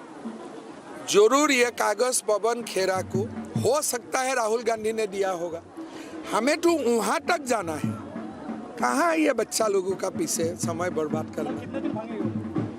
कितना कानून से कितना दिन लोग भाग सकते हैं. एक लिमिट का ऊपर तो कोई भाग नहीं सकता है. Okay, we're getting that reaction coming in from the Assam CM, and he has taken a swipe at Khera over the absence of Pawan Khera. And let's go back to Ashwarya on this. Yes, Ashwarya, Sarma had taken a swipe at Khera, and Himant Biswa Sharma said that till yesterday, Pawan Khera was saying, arrest me. Now the police went and he fled to Hyderabad. This is exactly what Himant Biswa Sharma has said. Yes, Ashwarya. Exactly, after his very confident allegations against Himant Biswa Sharma's wife, he has ran away to Hyderabad. This is what Himant Biswa Sharma has also said, and this is what we are also looking on ground here in Hyderabad, outside his location. We are here seeing that there are barricades, there are police protection that is being provided to him currently, and there is anticipation that there might be that he is staying here at this particular residence after running away from Assam and Delhi police, as well as Delhi and he's currently staying here. As I've already said, this is the official residence of him and his wife, where his wife is the Sanatnagar constituency in charge for the Congress, Telangana Congress Committee here. So as you can see that after his very confident allegations, he fled away to Hyderabad, and that is what the allegation that Himant Biswa Sharma also laid against Pawan Khera, and that is what we are also looking here on ground, that there is there's no official confirmation, but there is speculation that he is particularly staying at this particular residence here in Hyderabad. At Khera's residence, where we are reporting from, the Congress is questioning what's happening. Republic reports from Pawan Khera's Hyderabad residence as this 3 nations reject the Congress claim. What is the atmosphere around? What's happening? Is someone walking in? Is someone walking out? What are you picking up where you are?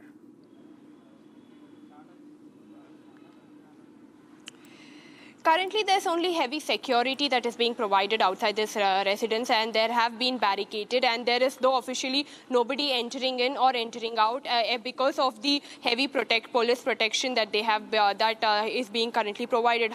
What we are also learning is that this security has been provided upon the instructions and upon the coordination between the police as well as the local police here, who are particularly looking into this case. So that is why there is this heavy protection that is being provided, so that so that he doesn't run away from here is one angle that we can look into. The second angle is also that the police is on their way from Assam. All right, there's some breaking news that's coming in that we are going to.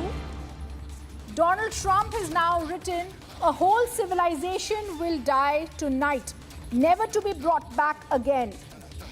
I don't want that to happen, but it probably will. However, now that we have completed total regime change, where different, smarter, less radicalized minds prevail, maybe something revolutionary, wonderful can happen. Who knows? Donald Trump has now stated, "We will find out tonight one of the most important moments in the long and complex history of the world. 47 years of extortion, corruption and death will finally end. God bless the great people of Iran." Another significant social media post from Donald Trump, US President, who has now given a warning and at the same time indicated that they do want this to be the last few days of the war. I'm going to repeat what Donald Trump has said. Major General G.D. Bakshi is joining us on the phone line. Major General G.D. Bakshi, "A whole civilization will die tonight," is what Donald Trump has stated. He then goes on to say, "I don't want that to happen, but it possibly will." However, now that we have a complete and total regime change, Donald Trump writes, where different, smarter and less radicalized minds prevail, maybe something revolutionarily wonderful can happen. He's also saying tonight is the night we will find out one of the most important moments in the long and complex history of the world. 47 years of corruption and death will finally end. And he signs off Major General G.D. Bakshi by saying, "God bless the great people of Iran." This is a clear indication from Donald Trump's big warning to Iran that tonight there is going to be even more devastation, Major General G.D. Bakshi. Has the devastation inflicted so far brought Iran to its knees? No. So you can bomb more. They bombed Vietnam for 14 years. They couldn't get it down to its knees. They bombed Afghanistan for 20 years. They couldn't get it to its knees. Then they bombed Iraq for 8 years. They could not get it to its knees. So give us a new story, na? And the simple bloody fact is, this man is gone delusional. He says that he wants to free the people of Iran, and then he wants to bomb them back to the Stone Age. Their power plants, they must live without electricity. They must go without railways. They must go without water. That is his way to free the people of Iran. Give us another macabre joke. It is insulting to intelligence the way he talks, and if he thinks that by more of the same, a sign of madness is you keep doing the same thing over and over again and expect different results. That is a sign of madness. I think Donald Trump is displaying a number of indicators of insanity. He says something 1 minute, says the exact opposite the next minute, and he says, "I am unpredictable." You are not unpredictable, sir. You are insane. Go ahead and bomb Iraq. I don't think you are going to get them to their knees. You've already bombed about close to 20,000 targets there. Go bomb some more and let's see. And if you think by bombing alone you're going to win the military campaign, you're going to have a regime change, you are sadly mistaken. The people of Iran have rallied around the flag. When any country is invaded, self-respecting people rally around the flag of their country. They rally around the government which is there in Tehran. And they have been showing it time and again by coming out, by having a bunch of expats in Los Angeles You can't say they are the people of Iran. And if you really want a regime change, sir, you will have to put boots on the ground. In getting 2 pilots out, we've seen the degree of difficulty they have faced. We have seen how they have lost about 5-6 aircraft in that one rescue operation. It's a good thing that you were able to get your pilot, but it gives you a degree of difficulty, an indication of the degree of difficulty that you will encounter in ground operations. And if you think that you can win over Iran with just 15 to 20,000 boots on the ground, you are a damn sight mistaken. The simple fact is, Gulf War I, you have deployed 700,000 troops. Gulf War II, 350,000 troops, right? So if you think that by 15,000 troops tokenism, you will be able to overthrow the regime of Iran, good luck to you. You are going to end up with a fair amount of pretty heavy casualties. You have not listened to your generals who were offering you very sane, professional military advice. You feel you are a great born conquistador, you are a great crusader. The simple fact is, sir, that when it came your time to fight, you were missing. You dodged the draft in Vietnam. Now at the age of 80 plus, you want to fight. You want to get others to fight and die for your country. I mean, that's good. But I don't see it working because from the purely professional military point of view, there are huge gaps between what your subjective expectations are and what the objective reality is on the ground. I completely agree. It's time that America woke up to this reality. Sir, I'm also joined, and Major General G.D. Bakshi is also joined now. We have on the phone line former diplomat Veena Sikri.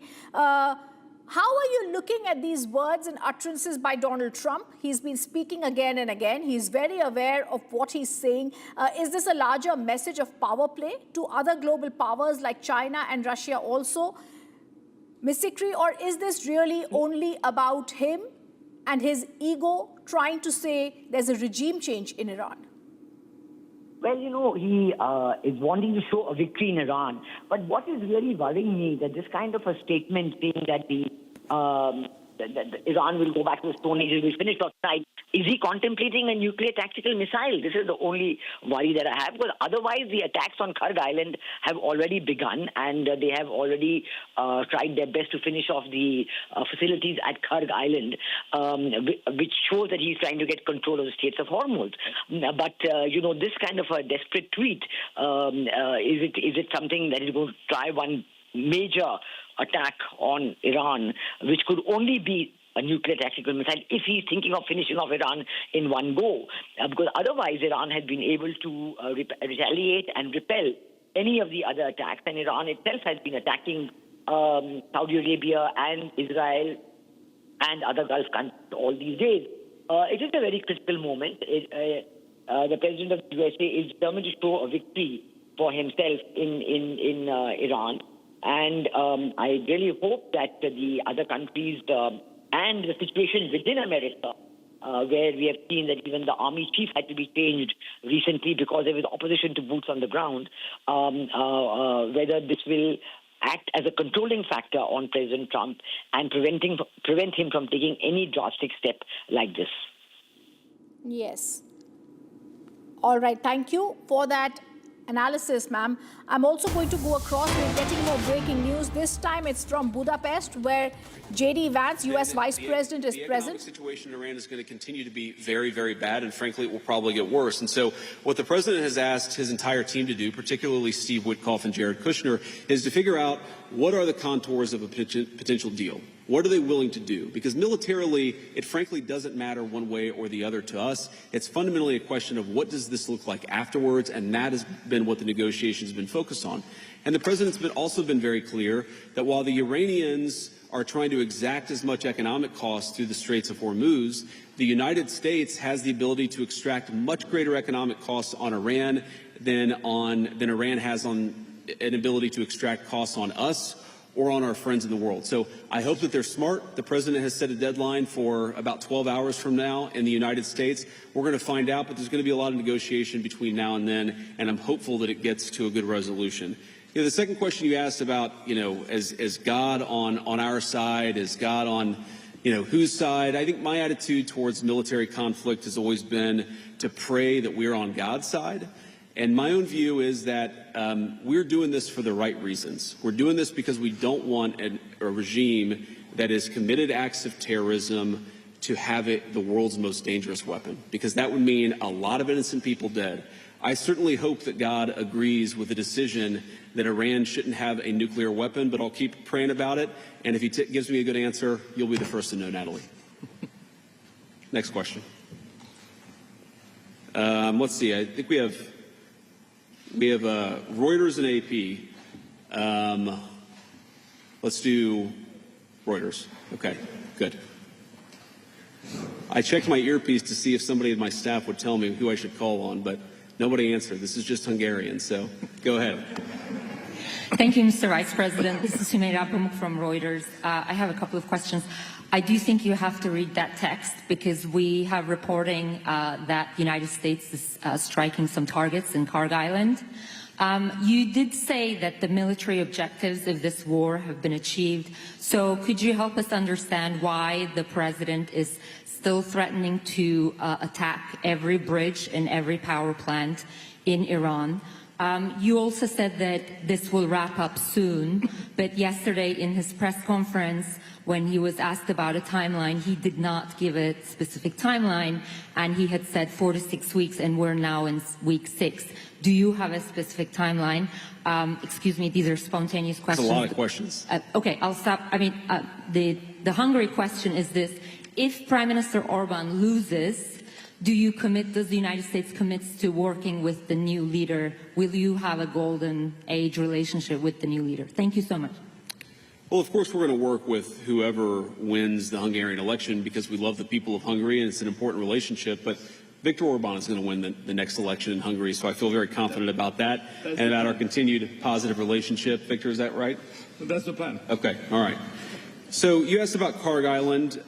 My understanding, having talked to Pete and General Kane about this, is that we were going to strike some military targets on Karg Island. I believe we have done so. The president's deadline has been followed by us and everybody else, and he said very clearly, we're not going to strike energy and infrastructure targets until the Iranians either make a proposal that we can get behind or don't make a proposal, but he's given them until Tuesday at 8 o'clock. So I don't think the news in Karg Island represents a change in strategy or represents any change from the President of the United States. He continues to say the deadline is 8 o'clock. And the deadline is for what?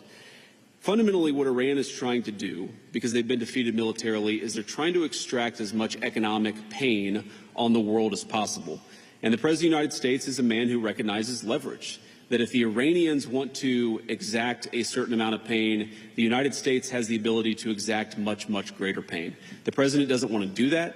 I don't want to do that. That's why we're negotiating so aggressively. But fundamentally, the ball is in the Iranians' court. Now, I think the president has talked about this. One thing I will say is that the Iranians were not the fastest negotiators before the war started, and they are certainly not the fastest negotiators now. So we recognize there's some delay sometimes in transmitting messages from one person to another, but we feel confident that we can get a response, whether it's positive or negative. We're going to get a response from the Iranians by 8 o'clock tonight. I hope they make the right response, because what we really want is we want a world where oil and gas is flowing freely, where people can afford to heat their homes and cool their homes, where people can afford to transport themselves to work.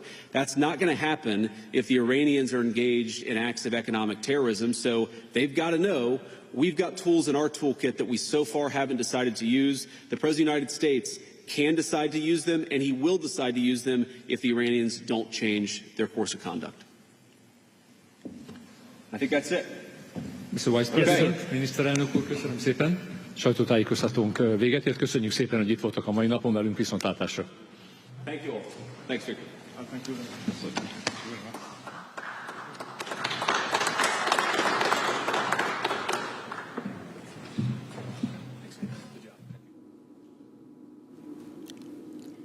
JD Vance there responding to the attack on the Karg Island, saying it's a change in strategy.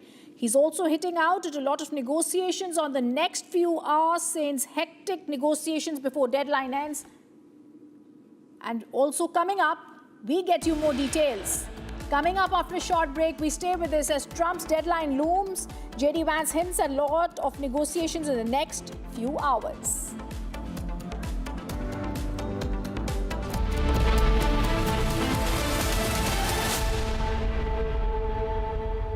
चमकी चाट से क्या बना है? Sandwich, लस्सी और छाछ और हर घूंट में चमकी चाट, ड्राई फ्रूट और दही बड़े। चमकी चाट से स्वाद बढ़े। असली स्वाद सिर्फ चमकी चाट।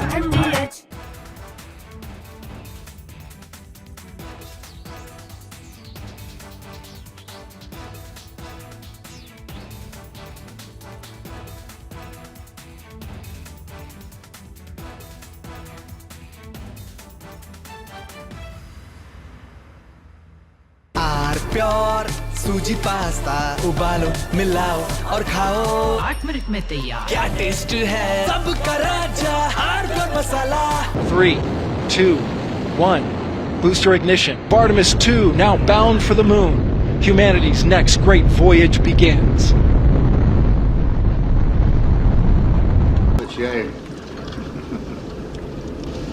Okay, overboard dump coming up.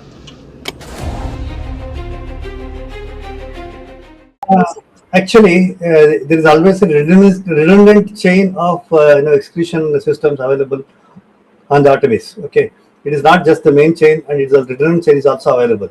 And there is no way that the astronauts will be stuck because of the the excretion issues. And what they have reported now, even we were going through and seeing, it is something to do with the valve which is to operate for suction of the excretion, which looks to be needing attention. But the crew in Artemis, they are well trained to handle such type of situation.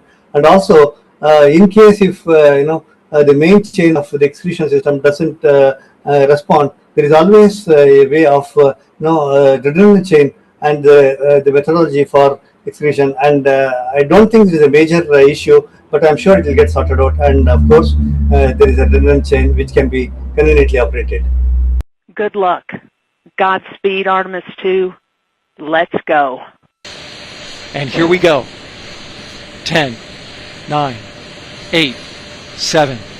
RS-25 engines lit. 4, 3, 2, 1. Booster ignition. And liftoff. The crew of Artemis 2 now bound for the moon. Humanity's next great voyage begins.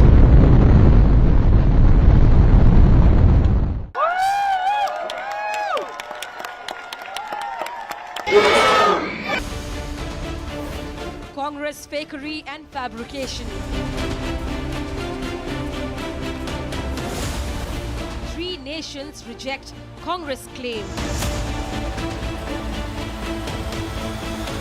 Congress peddled AI images, debating tonight at 8 p.m. Presenting by Zoho Business Software, trusted by 15 crore users. Co-powered by IIHM International Institute of Hotel Management.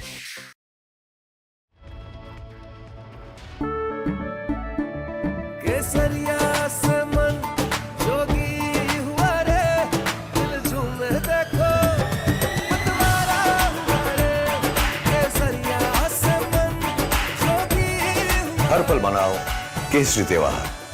विमल, बोलो जुबान Kesari.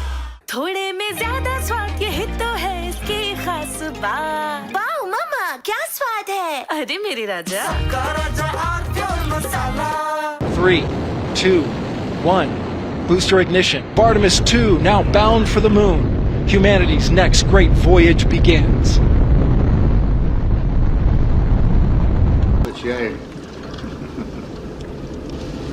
Okay, overboard dump coming up.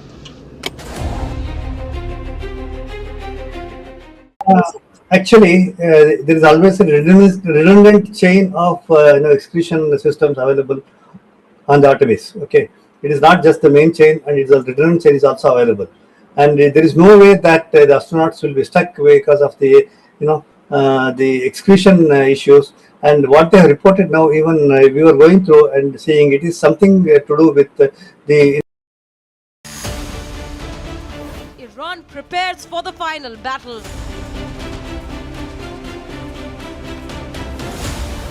$14 million versus Trump's deadline.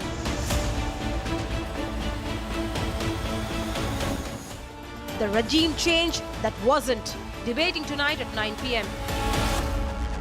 Presented by Amity University, ranked amongst the top 3% universities globally. Powered by RP Sanjeev Goenka Group, growing legacies since 1820.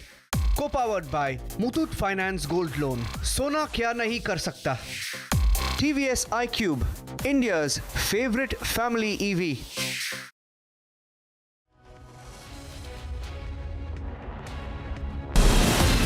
From Asia's largest news headquarters, setting the agenda for Bharat.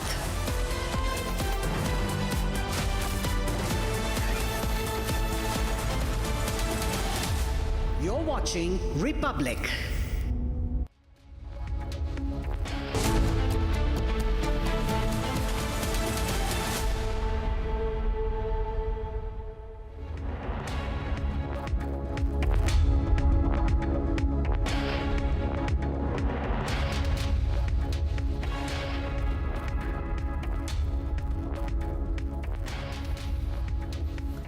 It's 11 hours to go for the deadline to come to an end. President Trump has already hinted what could come our way.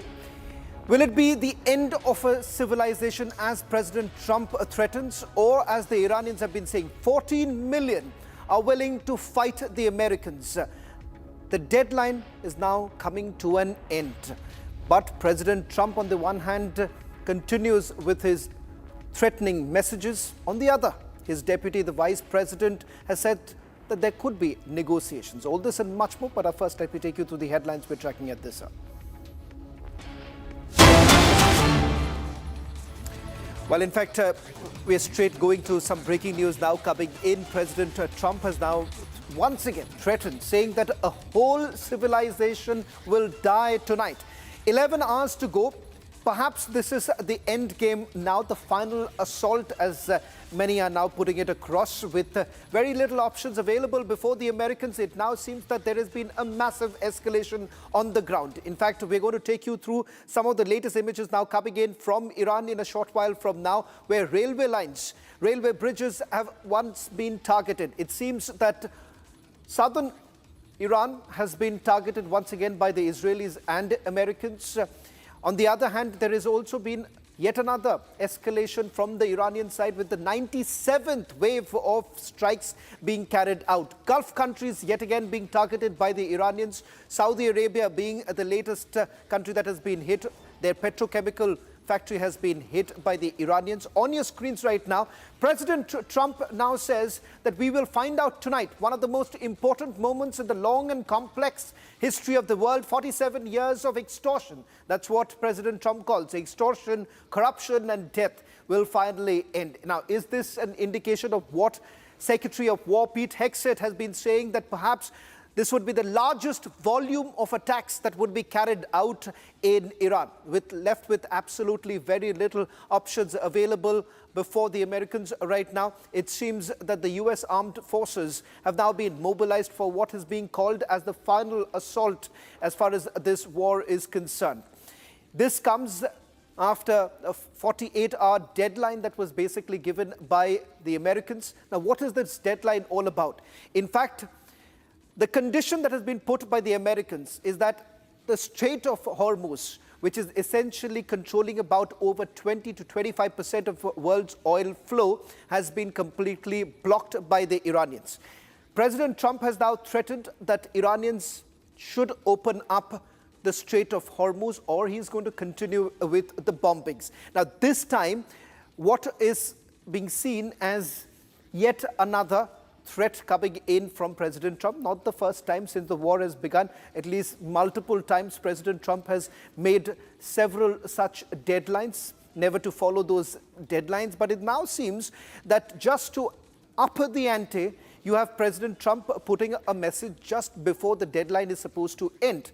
Now, does this essentially indicate the desperation within the American administration right now, given the fact that they have not been able to find a solution as far as Strait of Hormuz is concerned, which has been completely blocked and controlled completely by the Iranians, leaving oil prices at an all-time high?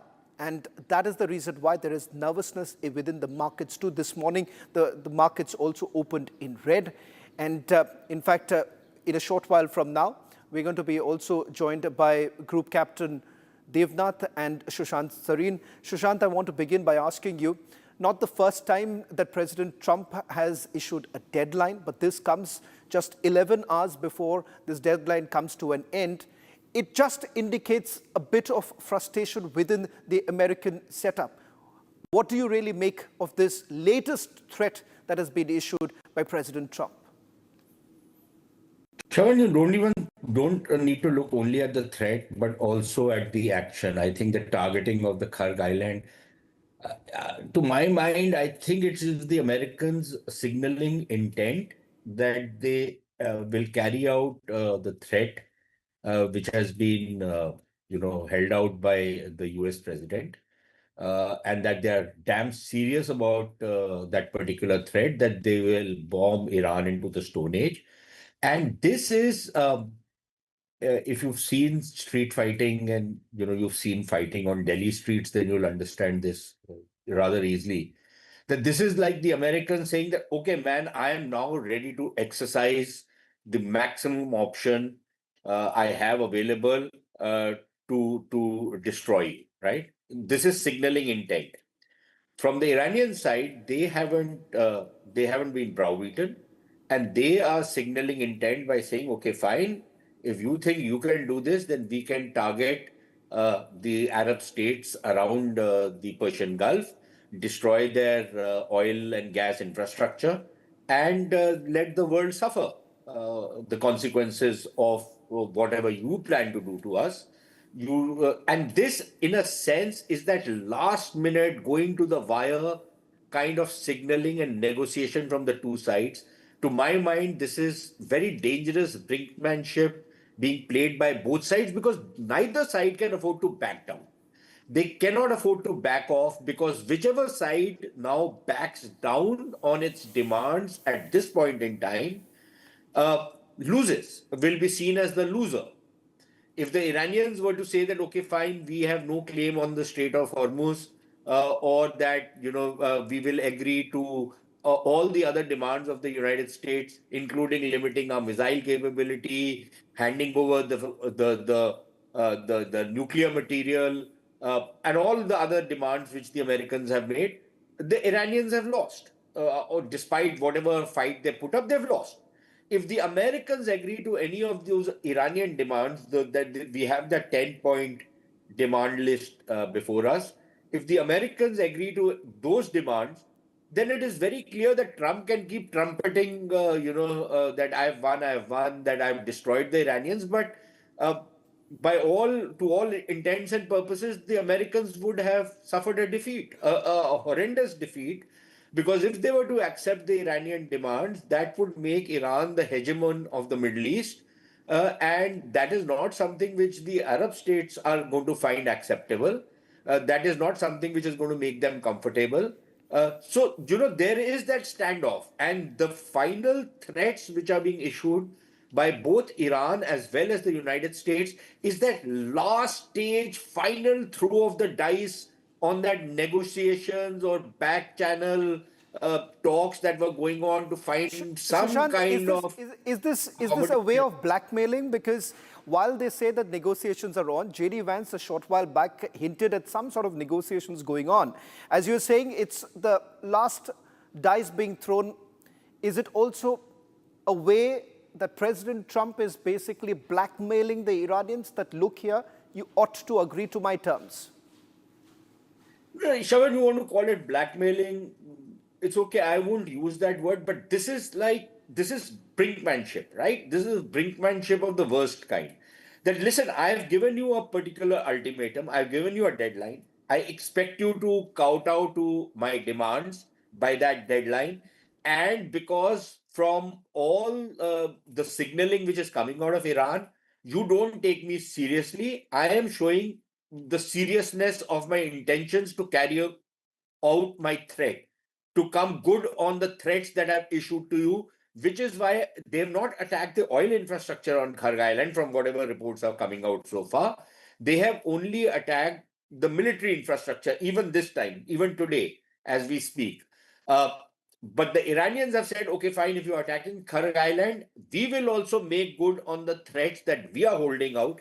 So that standoff continues. This latest round of threats and attacks is that final signaling that yes, we are damn serious about whatever we are threatening, and we will carry out our threat. So you better back down. And neither side is willing to back down. We don't know whether the deadline is going to stay till 8 o'clock or Trump tacos and he extends the deadline. He's been known to have done it plenty of times over the last couple of weeks. He could do that. But if he doesn't do that, and he carries good on his threat, then all hell breaks loose. Then it will depend upon what the Iranian capabilities are, what kind of capabilities do they still have in store, how long can they sustain it, how much damage they can cause as far as the other Arab states are concerned. Then we will move into that dimension. As of now, this is the worst kind of signaling to show that we will carry good on our threats. So you better back down. Now, whichever side, like I said, whichever side backs down has lost. And neither side can afford to back down. So that standoff continues. As far as I can see it, I might be wrong on this, but that's the way I'm reading it. Well, in fact, Sushant, I'll request you to stay on with us because we're also joined by Milad Rabbani, a former diplomat of Iran. Milad, our former strategic mind, Sushant Sareen, just a short while back, essentially put together what he makes of this threat that has been issued by President Trump. He says it's the worst kind of brinkmanship that we are really looking at. Milad, how is it being viewed right now in Iran? Because as we understand, it does appear that on the one hand, you have J.D. Vance hinting at a negotiation. On the other, you have President Trump saying that the whole civilization will come to an end tonight. How do you really look into it? Hello, thank you for having me. It is the Trump's characteristic to send contradiction messages on the media. And now Trump is trying to do his last effort to achieve what he wants by negotiations. The word civilization is a little full of ambiguity here. It needs to be clarified. What does it mean by civilization? He wants to attack Iran by nuclear weapons. It is absolutely nonsense and craziness. But I believe what Trump is hoping after all of these messages full of contradictions, he hoped to push Iranian regime by economic collapse, and after that the people will overthrow the government. Otherwise, not Trump, not anyone cannot do anything about in this regard. And because we know now the military capability of the U.S. in the region is not in the state to destroy a civilization. Absolutely they cannot do that, unless they have a kind of weapons that we don't know. But I believe it is a kind of Trump propaganda. And up to now, we observed from yesterday, they are attacking to the Iranian infrastructure. But I tell you, the Iranian regime doesn't care absolutely about infrastructures. What they are waiting is to an erosion, a war of attrition. And Trump will be to withdraw Trump from this war by under pressure of the public opinion. Milad, I'll request you to stay on with us. Group Captain Devnath is also joining us. Group Captain Devnath, I want to focus a little bit on the jewel crown of Iran, that is the Kharg Island. It seems 50 targets, 50 targets is what the Americans have looked at. Not very sure as far as the oil infrastructure is concerned, whether at all any of it will be hit. But we are also getting these latest images now coming in. Sushant, I'm not too sure whether you can see them. But we're going to put out those visuals in a short while from where now. Infrastructure that has been hit by the Americans and Israelis in the latest strikes that have been carried out. US, in fact, has bombed 50 military targets in Karg Island. Now, remember, as far as Karg Island is concerned, it is essentially the point from which the oil is taken out. That's the infrastructure that is in place right now. Previously, when Karg Island was basically hit, Americans at that point in time did actually indicate that they've not touched the oil infrastructure as such. It was purely the military target. Even now, it appears from Western media reports that about 50 military targets have been chosen by the Americans right now, the latest targets that have been carried out. Group Captain Devnath, there is no doubt that there is a massive escalation that we are really looking at. From the military point of view, Karg Island appeared to be perhaps the biggest target that the Americans had. Which way is it really headed? If at all you believe that Karg has been hit now, there are other islands surrounding the area, could that also be part of their target list? Yes, Karg Island, if attacked, it has to be remembered that Americans want to make use of Karg Island at a future date. US forces there will be deployed and they will attack the military installations of IRGC. It has to be remembered that USA still hopes that very soon, maybe in next 1 month or 2 months or after 6 months, they will install a government in Tehran which will be friendly to US interests. So USA will like to exploit the drilling rigs, the pipes, the storage facilities and the pumping facilities which are available on Karg Island as and when USA has influence over Tehran at a future date. So all the attacks will be planned in a manner so as to cause nil or minimal damage to the oil storage tanks, to the pumping stations and to the pipelines through which... Group Captain Devnath, I'm sorry to interrupt you because I'm just told that the first video of the railway bridge that has been attacked by America, the first set of images have been accessed by our news desk a short while back. And the video essentially shows railway bridge that has been destroyed in Kashan. And 50 military targets that have been hit by America in Karg Island. I just want to quickly, Group Captain Devnath, I'm sorry, but I'm just going to quickly go to Milad because I want to get a sense of, while I put out those images right